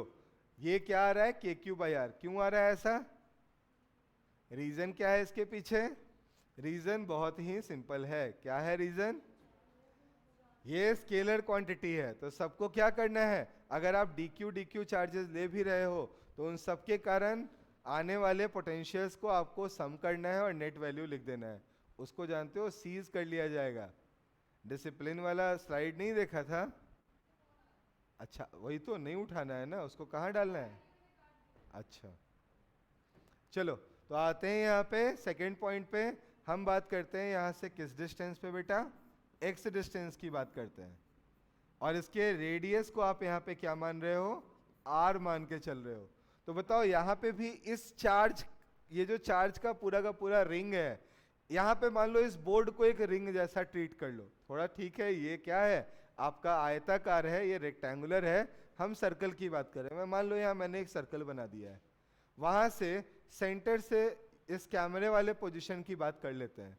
तो कोई भी पॉइंट अगर होगा इस रिंग से, तो क्या वो उससे सेम डिस्टेंस पे होगा, और उस डिस्टेंस को क्या हम आसानी से पाइथागोरस थ्योरम से निकाल लेंगे क्या। ये वैल्यू क्या होगी, r square plus x square, और इस पूरे के रूट के बराबर होगी। क्या आप ऐसा लिख पाओगे, और अगर हर पॉइंट से यही डिस्टेंस है, तो क्या पोटेंशियल एट एक्सियल पोजीशन, जिसको आप यहाँ पे पोटेंशियल एट P बोलोगे, it should be equal to KQ divided by root under r square plus x square और नॉट। हम इसे याद रख सकते हैं ना। आगे आते हैं, इन दोनों जगहों पे अगर आपसे कोई ग्राफ प्लॉट करने को बोलता, पहले भी पोटेंशियल वाले केस में भी, यहाँ पे भी बेटा पॉइंट चार्ज वाला जो केस था ना, यहाँ भी अगर कोई मुझे ग्राफ प्लॉट करने के लिए बोलता तो क्या मैं ग्राफ भी प्लॉट करके दिखा सकता था? ये हमारे पास v है और ये r है, क्या यहाँ पे v और r एक दूसरे के इनवर्सली प्रोपोर्शनल हैं? तो क्या मैं एक रेक्टेंगुलर हाइपरबोलिक ग्राफ बना सकता हूँ? r घटेगा तो v बढ़ेगा और r बढ़ेगा तो v घटेगा, ऐसा हम यहाँ पे कॉन्सेप्ट यूज कर सकते हैं। ठीक है, ऐसा ही ग्राफ अगर मैं बनाना चाहूँ इस रिंग वाले केस में, तो क्या बनेगा यहाँ पे भी ग्राफ? यहाँ भी ग्राफ बनेगा क्या? नहीं बनेगा। ग्राफ क्यों नहीं बनेगा? ग्राफ तो बनना ही बनना है ना। इनिशियली आपके पास जो वैल्यू है वो मैक्सिमम है और बाद में वैल्यू लगातार क्या हो रही है? कम हो रही है। तो अगर इस केस में मैं अगर ग्राफ प्लॉट करना चाहूं, मैं यहाँ पे साइड में ग्राफ दिखा दे रहा हूं बेटा, तो इनिशियली मैक्सिमम वैल्यू, बाद में वैल्यू कम होगी और कम होके क्या हो जाएगी कुछ देर के बाद? इनफाइनाइट डिस्टेंस पे जाने के बाद जीरो। तो इस तरीके का ग्राफ आपको देखने को मिलेगा और यही ग्राफ आपको लेफ्ट साइड में भी देखने को मिलेगा। आर तो आपका दोनों साइड हो सकता है ना, हाँ या ना? आर तो हमारा पॉजिटिव भी हो सकता है और आर हमारा नेगेटिव साइड भी हो सकता है ना। रिंग है तो रिंग के दाहिने और रिंग के बाएं दोनों साइड पॉसिबिलिटी है। तो सबसे पहले एक जगह पे मैक्सिमम वैल्यू और फिर बाद में वो घटते घटते क्या हो जानी है? जीरो के बराबर हो जानी है। ये बात भी हमें दिमाग में होनी चाहिए। ये ऐसे आर नहीं, आप इसे यहाँ पे एक्स से रिप्रेजेंट कर रहे थे तो इसे एक्स लिख लेना। ठीक है, आगे बढ़ाऊं, नेक्स्ट पार्ट पे आता हूं बेटा। अगले पार्ट को समझते हैं, potential due to a charged hollow sphere. हम अब बात करते हैं यहाँ पे होलो स्फीयर की। मान लो ये एक होलो स्फीयर मुझे दिया गया है। आप बच्चों से मेरा एक छोटा सा सवाल है, इसको सॉल्व करते समय क्या 3 इंपॉर्टेंट पोजीशंस हुआ करते थे? ऐसा कोई भी सवाल सॉल्व करते हो तो 3 इंपॉर्टेंट पोजीशंस होते थे आपके पास। कौन कौन सा होता था? एक इनसाइड का, एक हम बात करते थे इनसाइड के किसी पॉइंट की, एक करते थे हम लोग सरफेस के किसी पॉइंट की, और तीसरी करते थे हम लोग आउटसाइड के पॉइंट की। यही है ना? यहाँ पे भी सेम पॉइंट है बेटा, यहाँ भी पॉइंट जो है वो क्या है? सेम है। ध्यान से देखा जाए इसे, मैं इन 3 पोजीशंस की बात कर रहा हूं और इनको नाम देना चाहो तो आप ए बी सी दे सकते हो। ठीक है, मैं यहाँ पे चार्ज जो दे रहा हूं वो दे रहा हूं Q और इसके रेडियस को मान रहा हूं R के बराबर। और ये जो डिस्टेंस है ना, इस डिस्टेंस को हम लोग यहाँ पे स्मॉल r से रिप्रेजेंट कर ले रहे हैं। कोई दिक्कत नहीं है। अब इसे सॉल्व करते हैं बेटा। कैसे सॉल्व करोगे? आप नाम में देना चाहो तो इसे R इन लिख देना, इसे R आउट लिख देना, और ये R क्या है आपका? कैपिटल R के बराबर है। तो याद रखने की बात ये है कि E हमारा होता है minus of del V by del R, होता है ना। और E इनसाइड क्या होता है हमारा? जीरो। अगर मैं इलेक्ट्रिक फील्ड निकालना चाहूं किसी स्फीयर के अंदर तो वैल्यू क्या आनी है? जीरो। इसका मतलब पोटेंशियल क्या होगा? कांस्टेंट होगा, कह सकते हो ना। तो यहाँ पे पोटेंशियल हर जगह पे कांस्टेंट होगा। सेंटर पे निकालना हमारे लिए आसान है या नहीं? है ना आसान। सेंटर का जो पोजीशन है हमारा, वो जितने भी चार्जेस हैं उन सब से r के डिस्टेंस पर है? तो हम आसानी से KQ बाई R आंसर लिख सकते हैं क्या? तो हम लोग यहाँ पे V सेंटर को लिखना चाहते हैं तो V सेंटर को बहुत आराम से लिख सकते थे, it will be equal to KQ by R। और सिंस V इनसाइड जो होगा हमारा, ये क्या होगा? हमेशा कांस्टेंट होगा। तो यहां से मैं कह सकता हूं V inside is equal to KQ by R। क्या किसी को कोई कंफ्यूजन है बेटा? दूसरे पॉइंट पे आते हैं। ये तो हमारा हो गया फर्स्ट पॉइंट। इसके सेकंड पॉइंट पे आते हैं। अगर मैं बात करता हूं यहाँ पे किसी सरफेस वाले पोजीशन की, तो वहां पे इसके लिए भी हमने फंडा पढ़ रखा है कि हमारा हॉलो स्फीयर हो या सॉलिड स्फीयर हो, दोनों के दोनों इनसाइड के लिए थोड़ा अलग बिहेवियर रखते हैं, बट सरफेस के पॉइंट के लिए और आउटसाइड के पॉइंट के लिए किस तरीके का नेचर शो करते हैं? पॉइंट चार्ज की तरह। तो पॉइंट चार्ज वाला ही आंसर आ जाएगा ना। We will write answer for V surface is equal to, it will be equal to KQ divided by R। And finally the last one, outside. Outside के लिए answer हो जाएगा हमारे पास V outside is equal to KQ divided by small r, और इसको आप R out भी लिख सकते हो। क्या ये तीनों फॉर्मूले क्लियर हैं बच्चों? कोई कंफ्यूजन किसी को? तो ये कुछ क्वेश्चंस हैं बेटा ध्यान में रखने वाले। एक्चुअल में ये सब जो मैं अभी आपको वैल्यूज दे रहा हूँ, फॉर्मूले दे रहा हूँ, ये एज ए क्वेश्चन डायरेक्टली आपसे पूछा जा सकता है। यहाँ पे एक सवाल थोड़ा सा घुमाया जाता है, हमें कभी कभी क्यू ना देकर हमें सिग्मा दे देते हैं। हमें बोलते हैं ऐसा है कि हम आपको चार्ज नहीं दे रहे, हम आपको क्या दे रहे हैं? चार्ज डेंसिटी दे दे रहे हैं। तो चार्ज डेंसिटी अगर दिया हुआ हो तो आपको ये भी ध्यान में हो कि sigma is nothing but Q divided by 4 pi R square. आप चाहो तो इस सिग्मा को यूज करके क्यू को रिप्लेस कर दोगे sigma into 4 pi R square से, और ये सभी के सभी फॉर्मूले आसानी से सिग्मा के टर्म्स में कन्वर्ट किए जा सकते हैं। ठीक है, मैं यहाँ से आगे लेकर आता हूँ। अब यहाँ बात करते हैं बेटा सॉलिड स्फीयर की। यहाँ पे थोड़ा जो पॉइंट है ना, ये याद रखने वाला है, क्योंकि ये जनरली हम भूलते हैं। मैंने ये ग्रेविटेशन पढ़ाते समय भी आपको एक फॉर्मूला लिखते समय बताया था। तो ग्रेविटेशन का पोटेंशियल का फॉर्मूला और यहाँ पोटेंशियल का फॉर्मूला सॉलिड स्फीयर के लिए हमेशा क्या होता है? एक जैसा होता है, सिमिलर नेचर का होता है। जो वैल्यूज हैं वो मैं अभी यहाँ पे कोट कर रहा हूँ। ठीक है, ध्यान से देखें।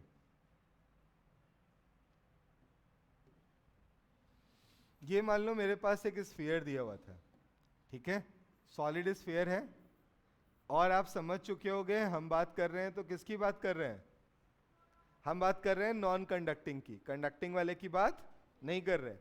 अब यहाँ पे जो रेडियस मुझे गिवन है this is equal to R, charge जो इसके ऊपर है it is equal to Q. Charge Q है, रेडियस क्या दिया हुआ है?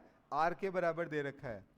अगर मैं यहाँ नेक्स्ट पॉइंट आपसे डिस्कस करूँ, ये तीन पोजीशंस लेना चाहूँ, ये मेरे पास स्मॉल आर डिस्टेंस पर है ए, दूसरा है इसके सरफेस पे जो कि है बी, है ना, कैपिटल आर डिस्टेंस पर, और तीसरा है मेरे पास पॉइंट सी जो कि हमारे आर आउट के डिस्टेंस पर है। अब आपसे अगर कोई पूछता है बेटा कि यहाँ पे इनसाइड सरफेस एंड आउटसाइड पे हमारा पोटेंशियल क्या होगा, तो आप क्या लिखोगे? तो v इनसाइड के लिए आप फॉर्मूला याद रखोगे, k cube divided by two R cube 3 capital R square minus small R square. ठीक है, K Q divided by 2r Q 3 capital R square minus small R square, जहां कैपिटल आर इसके radius को represent कर रहा है और small R is representing distance of the point from the centre. Clear है ये? यहां से दो चीजें बहुत आराम से आएंगी। अगर मैं इस स्मॉल आर की वैल्यू को 0 मान लेता हूं तो मैं एक तरीके से सेंटर की बात कर रहा हूं क्या? और अगर मैं इस स्मॉल आर की वैल्यू को कैपिटल आर मान ले रहा हूं तो क्या मैं यहाँ पे सरफेस की बात कर रहा हूं? से यस और नो कर रहा हूं? तो यहाँ पे जब आप सेंटर की बात करोगे तो यहाँ पे आर की वैल्यू को 0 डालोगे, देखो अपने आप आपके पास आंसर क्या आ जाएगा? It will be equal to 3 K Q divided by 2r। क्या लिखने में कोई परेशानी? और अगर आप सरफेस पे बात करोगे योर आंसर इज के क्यू डिवाइडेड बाई आर। कौन सा बड़ा है? क्या 3 के क्यू बाई 2r बड़ा है हमारा? तो यहाँ सेंटर पे पोटेंशियल ज्यादा होता है और हमारे सरफेस पे पोटेंशियल क्या है? कम है, ये आप याद रख सकते हो। ठीक है, और थर्ड पॉइंट है हमारा यहाँ पे वी आउटसाइड का, V out is equal to K Q divided by R out. Region क्या है?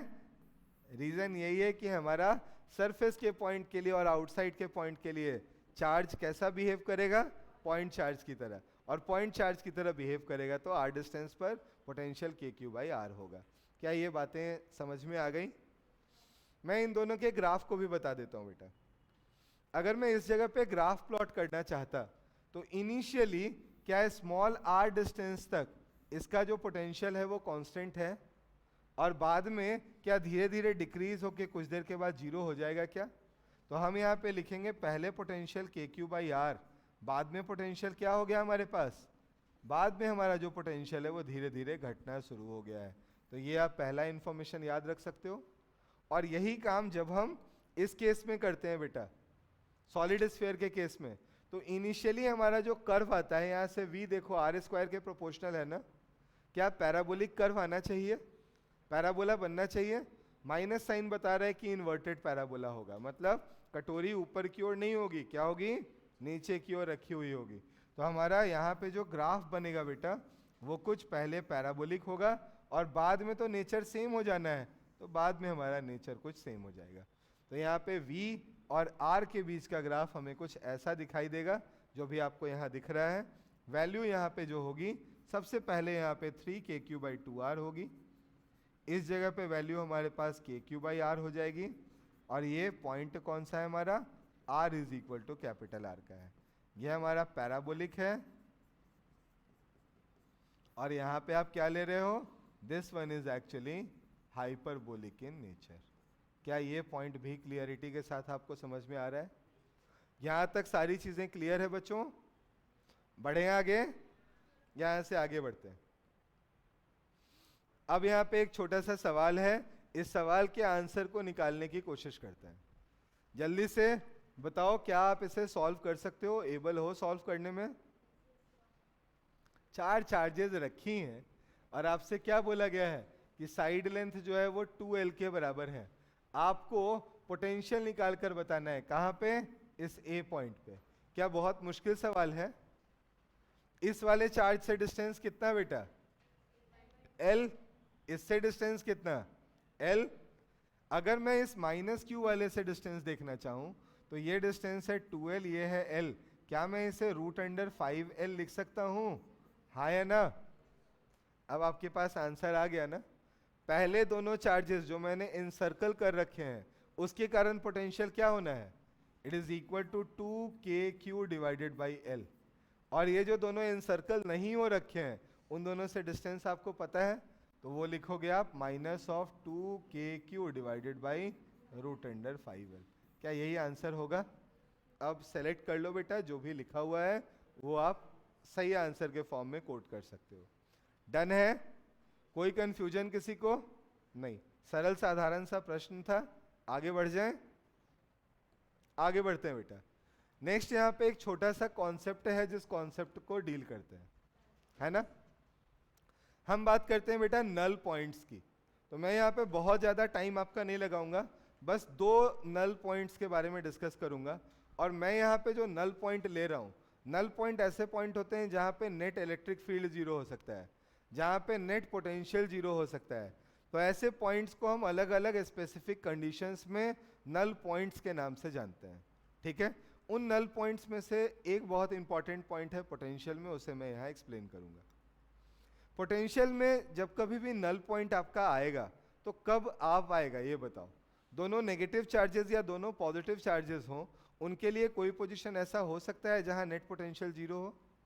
नहीं होगा ना, क्योंकि ये स्केलर वैल्यूज हैं। आप सीधे सीधे सम करोगे तो -KQ/R -KQ/R कितना भी ऐड कर लो, 0 ला पाओगे क्या? नहीं ला पाओगे। तो नल पॉइंट हमेशा ऐसे सिचुएशन में कब मिलेगा? जब हमारे चार्जेस अपोजिट नेचर के होंगे। तो मैंने यहाँ पे पहला चार्ज ले लिया है मान लो Q1 और दूसरा चार्ज क्या ले लिया है? -Q2। मैं चाहता हूँ इनका नल पॉइंट निकाल दूँ। तो देखो यहाँ पे एक और एजम्पशन हमने लिया है, Q2 का जो मैग्नीट्यूड है वो हमने मान लिया है Q1 से क्या है? बड़ा है, ठीक है। और इस डिस्टेंस को यहाँ पे L से रिप्रेजेंट कर लिया है। तो हमारे पास 2 सिचुएशंस हो सकती हैं। पहला, इनका जो नल पॉइंट आए वो इन बिटवीन आए। कहाँ आए बेटा? इन बिटवीन आए। और दूसरा हो सकता है कि एक के दाएं या दूसरे के बाएं आए। ऐसा ही होगा ना। तो यहां भी हमेशा याद रखना, if on the same line लिख रहे हैं, on the same line, then always क्या होना चाहिए? कहां होना चाहिए बेटा इसे? Always near to the smaller charge, near to the smaller charge, हमेशा स्मॉलर चार्ज के पास में होने वाला है। अब जिसे स्मॉलर आप माने हो उससे आप इसे कैलकुलेट कर सकते हो।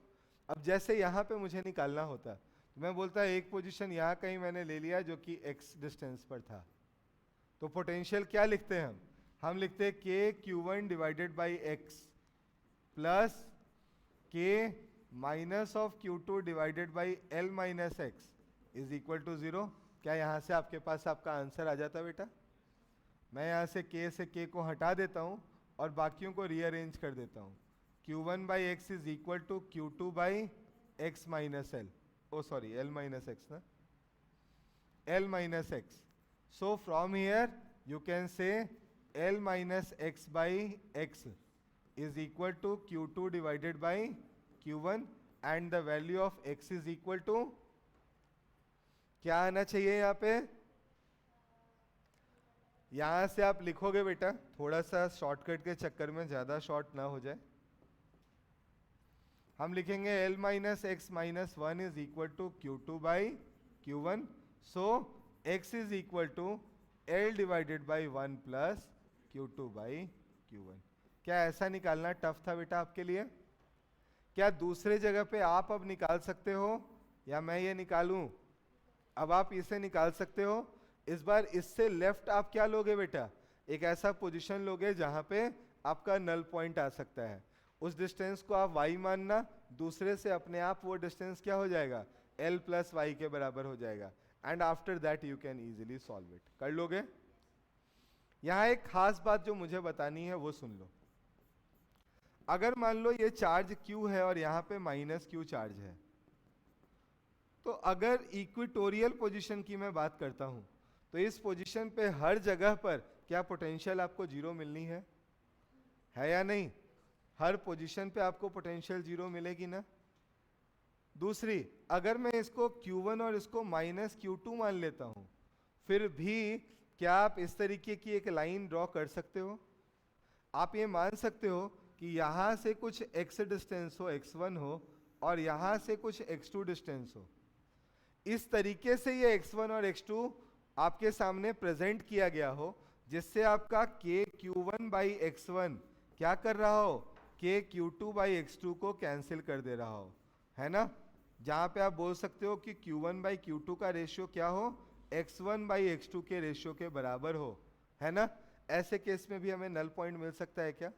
और ऐसा नल पॉइंट सोच के देखो बेटा, मैंने ये दो पॉइंट्स लिए, यहाँ पे एक नल पॉइंट मिला, तो इतनी ही डिस्टेंस पे पूरी एक सर्कल बना दोगे तो क्या हर पॉइंट पे आपको नल पॉइंट मिलेगा क्या? हाँ या ना? तो यहाँ पे हम पूरा का पूरा एक सर्कल बना सकते हैं, जिस पूरे के पूरे सर्कल पे हर पोजीशन पे हमें क्या मिलेगा? एक नल पॉइंट मिल जाएगा.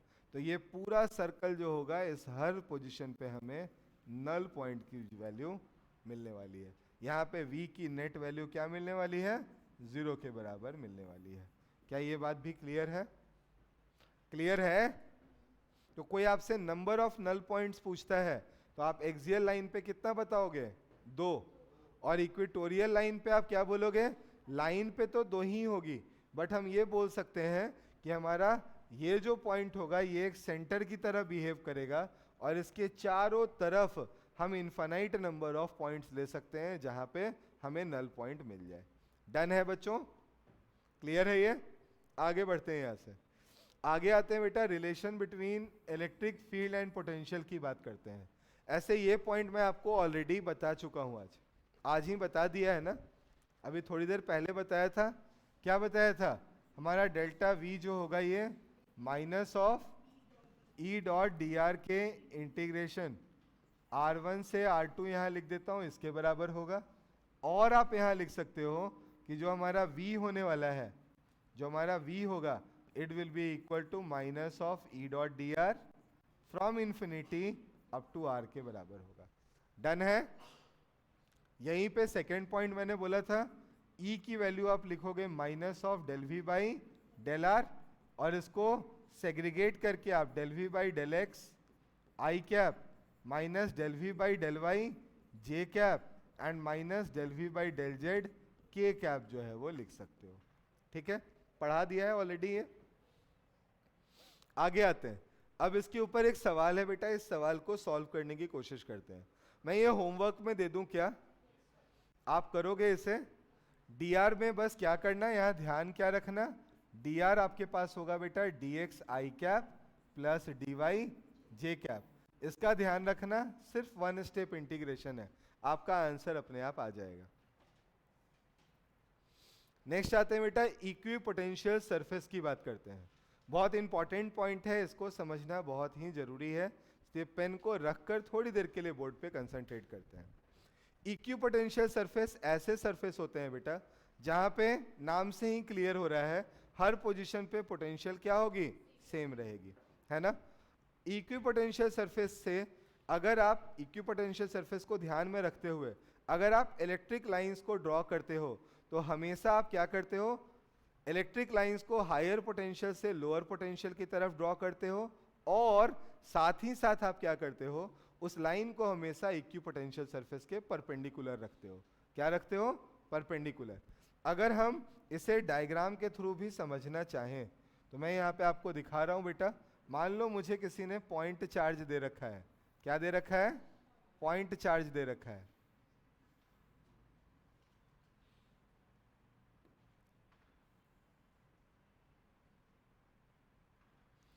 किसी ने हमें दे रखा है एक पॉइंट चार्ज। इस पॉइंट चार्ज के कारण जो अभी मैंने यहाँ पे डायग्राम ड्रॉ की है, इस तरीके का इक्वी पोटेंशियल सरफेस आपको देखने को मिलता है। अगर कोई लाइन चार्ज मुझे किसी ने दे रखा है, मान लो ये मुझे एक लाइन चार्ज किसी ने दे रखी है, तो लाइन चार्ज के कारण अभी मैं यहाँ पे ड्रॉ कर रहा हूँ बेटा, हमें कुछ इस तरीके का सिलिंड्रिकल क्या देखने को मिलता है, इस तरीके का सिलिंड्रिकल इक्विपोटेंशियल सरफेस हमें देखने को मिलता है।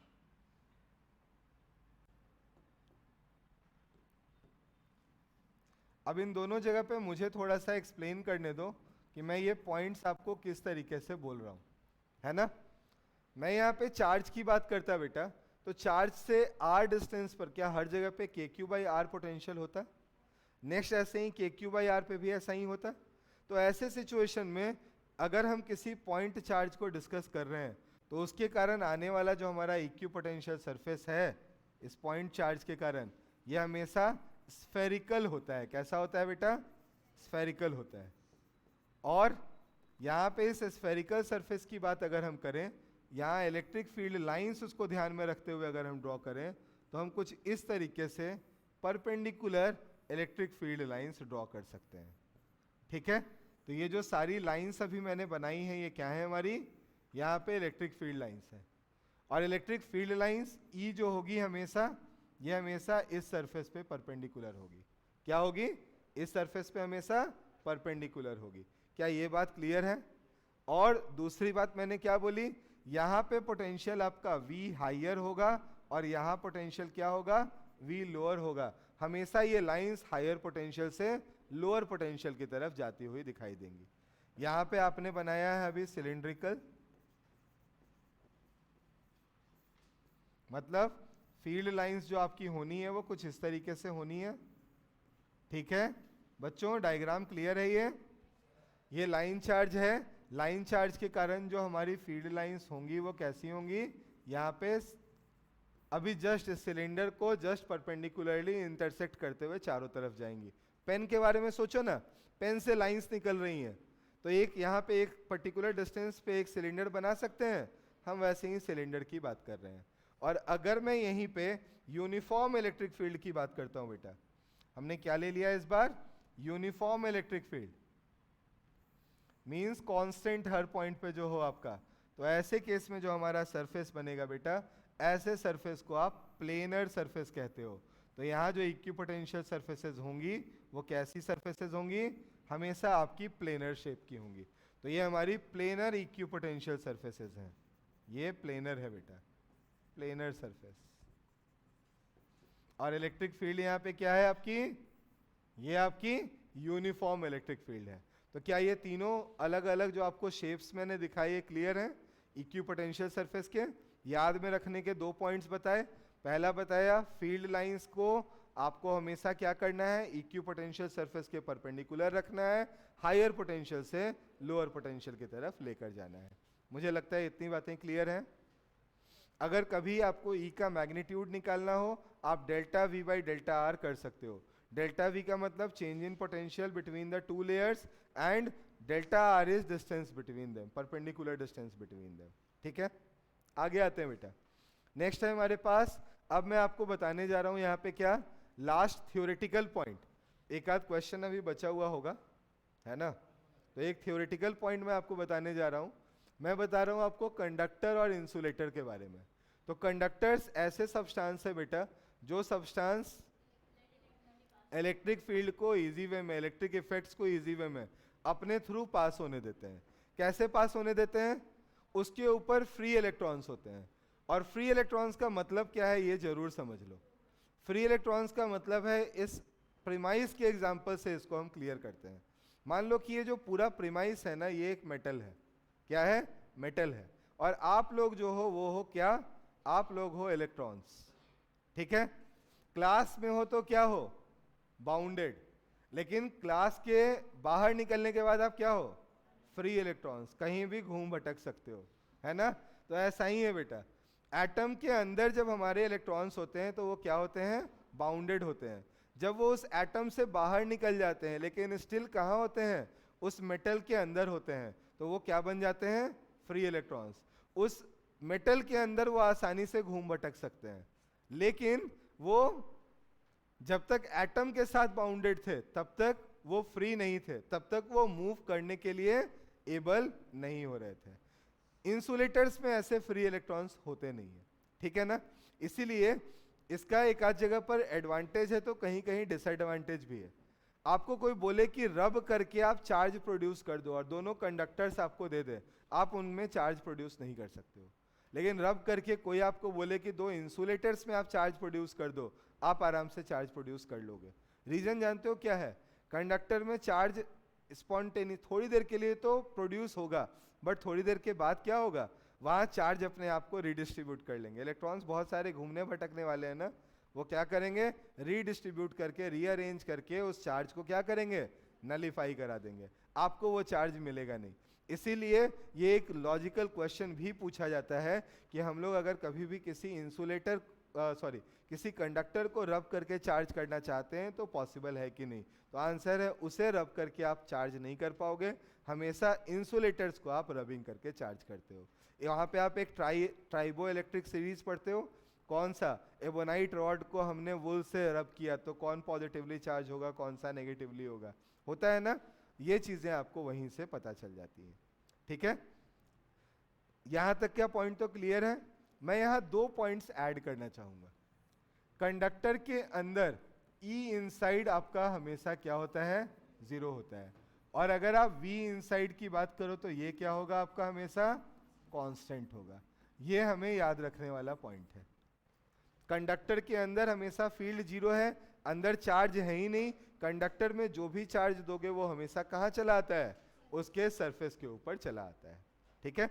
तो ये छोटी मोटी दो बातें थी और ये दो बहुत इंपॉर्टेंट बातें थी। कंडक्टर के बारे में एक लास्ट पॉइंट और बता दूं। मान लो कि ये एक कंडक्टर मुझे दिया हुआ है, उसके अंदर फील्ड है नहीं। फील्ड है नहीं तो इलेक्ट्रिक लाइंस अंदर इंटर करेंगी क्या? नहीं करेंगी ना। तो इसके अंदर इलेक्ट्रिक लाइंस कभी इंटर नहीं करती, इसके ऊपर परपेंडिकुलरली इंसिडेंट होती हैं और वहीं परपेंडिकुलरली ही क्या होती हैं? यहां से बाहर भी निकल जाती हैं। क्या ये बात समझ में आ रही है? मैंने देखो बेटा यहाँ पे इंटेंशनली इन लाइंस को थोड़ा सा बेंड किया है। क्यों बेंडेड है ये इसके ऊपर परपेंडिकुलर हैं, ये बात आपके दिमाग में लाने के लिए। क्या समझ रहे हो मेरी बात को? पॉइंट से क्लियर है? तो electric field lines never इंटर्स inside a conductor, वो उसके ऊपर हमेशा परपेंडिकुलरली इंसिडेंट करेंगी और परपेंडिकुलरली ही क्या होंगी? वहां से बाहर निकल जाएंगी। ठीक है? आगे बढ़ाता हूं। बस अब दो छोटे छोटे से सवाल हैं बेटा, इनको कर लेते हैं। पहला है some charges is being given to a conductor then potential is, क्या होना चाहिए? Remain same throughout the conductor, है ना? आगे की बात करते हैं। नेक्स्ट एक और सवाल है बेटा, थोड़ा सा लंबा दिख रहा है, एक बार देखकर समझते हैं। The diagrams below shown regions of equipotentials, ये सब इक्विपोटेंशियल वाले रीजंस हैं। हमें बोला गया है positive charges moving from A to B in each diagram, है ना? इन सब में वर्क डन कैसा होगा इसके बारे में हमें बताना है ना? वर्क डन इन सब में कैसा होगा? ए से बी नहीं बेटा, ए का पोटेंशियल आपका 10 वोल्ट है, बी का पोटेंशियल आपका क्या है? 40 वोल्ट है ना? एक है आपका 10 वोल्ट और दूसरा क्या है? 40 है ना? तो वर्क करना पड़ेगा ना? क्या दूसरे में भी करना पड़ेगा, तीसरे में भी करना पड़ेगा और चौथे में भी करना पड़ेगा? क्योंकि सब में पोटेंशियल के बीच में डिफरेंस है। आप सेम इक्वी पोटेंशियल सरफेस पे यहाँ से यहाँ लेकर जाते हैं ना, तो आपको वर्क नहीं करना पड़ता, बट इस जगह पे तो वर्क करना पड़ेगा। अब वर्क करना पड़ेगा तो क्या क्या कंडीशंस हो सकती हैं, तो आप बताओ हर जगह पे पोटेंशियल डिफरेंस 40 माइनस 10 क्या 30 के बराबर है? चारों केसेस में चार्ज आपने सेम लिया है, तो potential difference same, charge same, तो क्या आपका वर्क डन या चेंज इन पोटेंशियल एनर्जी क्या हर जगह पे सेम होना है? तो हम सेम बोलेंगे। जहां पे भी ऐसा कंडीशन है हम उसको टिक कर देंगे। कहाँ दिया है बेटा? ए में। So we will go for the A choice. एक लास्ट पॉइंट बेटा, छोटा सा, बस 1 मिनट के लिए सुन लो। मान लो बेटा कभी आपको इलेक्ट्रिक फील्ड लाइंस जो है ना इस तरीके से दी गई हैं और आपसे इलेक्ट्रिक फील्ड पूछा गया है, कैसे निकाल के बताओगे? ये 10 वोल्ट है बेटा, ये 5 वोल्ट है और ये 0 वोल्ट है।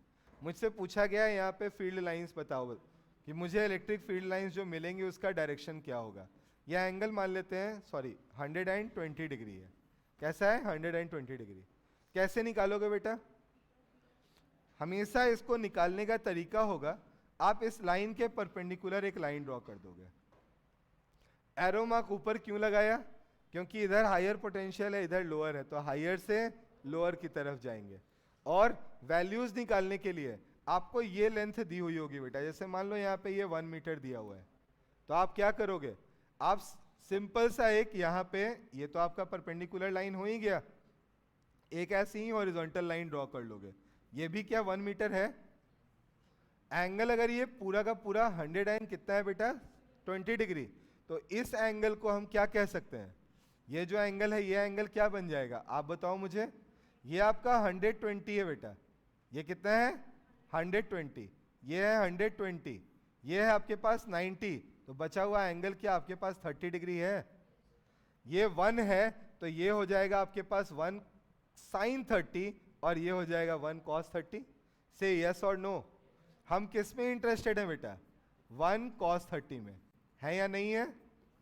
अब देखो इसके बीच का परपेंडिकुलर डिस्टेंस आपको मिल गया, इसके बीच का आपको पोटेंशियल डिफरेंस पहले से पता था, तो आप E की वैल्यू लिख सकते हो क्या? E is equal to 5 divided by क्या होना चाहिए? √3/2, that is equal to 10/√3। 10/√3 volt metre is the correct answer. और डायरेक्शन के लिए आप क्या करोगे? ये कितने एंगल पे आ गया है आपको पता है ही, क्या इसके आराम से कॉस कंपोनेंट और साइन कंपोनेंट के हेल्प से बाकी जो भी आपका डिजायर्ड रिक्वायर्ड आंसर है वो आप कोट कर सकते हो, हाँ या ना? डायरेक्शन बताना है तो एक साइन कंपोनेंट होगा, दूसरा कॉस होगा, इसी को साइन कॉस में तोड़कर आप आंसर को कोट कर सकते हो। तो ये बेटा छोटा सा इंफॉर्मेशन था, लिख लेना। ये भी सवाल एक्सपेक्टेड होता है बेटा, मैं अभी करा नहीं पाया था, कोई बात नहीं, हमने थोड़ा सा आइडिया ले लिया। यहीं पे आज की क्लास हम लोग क्या करते हैं, अब एंड करते हैं। नेक्स्ट क्लास में हम लोग कैपेसिटर्स पढ़ेंगे बेटा, ठीक है? तो कैपेसिटर्स के लिए तैयार रहना, सवाल उससे अच्छे खासे आते रहते हैं। Okay, thank you.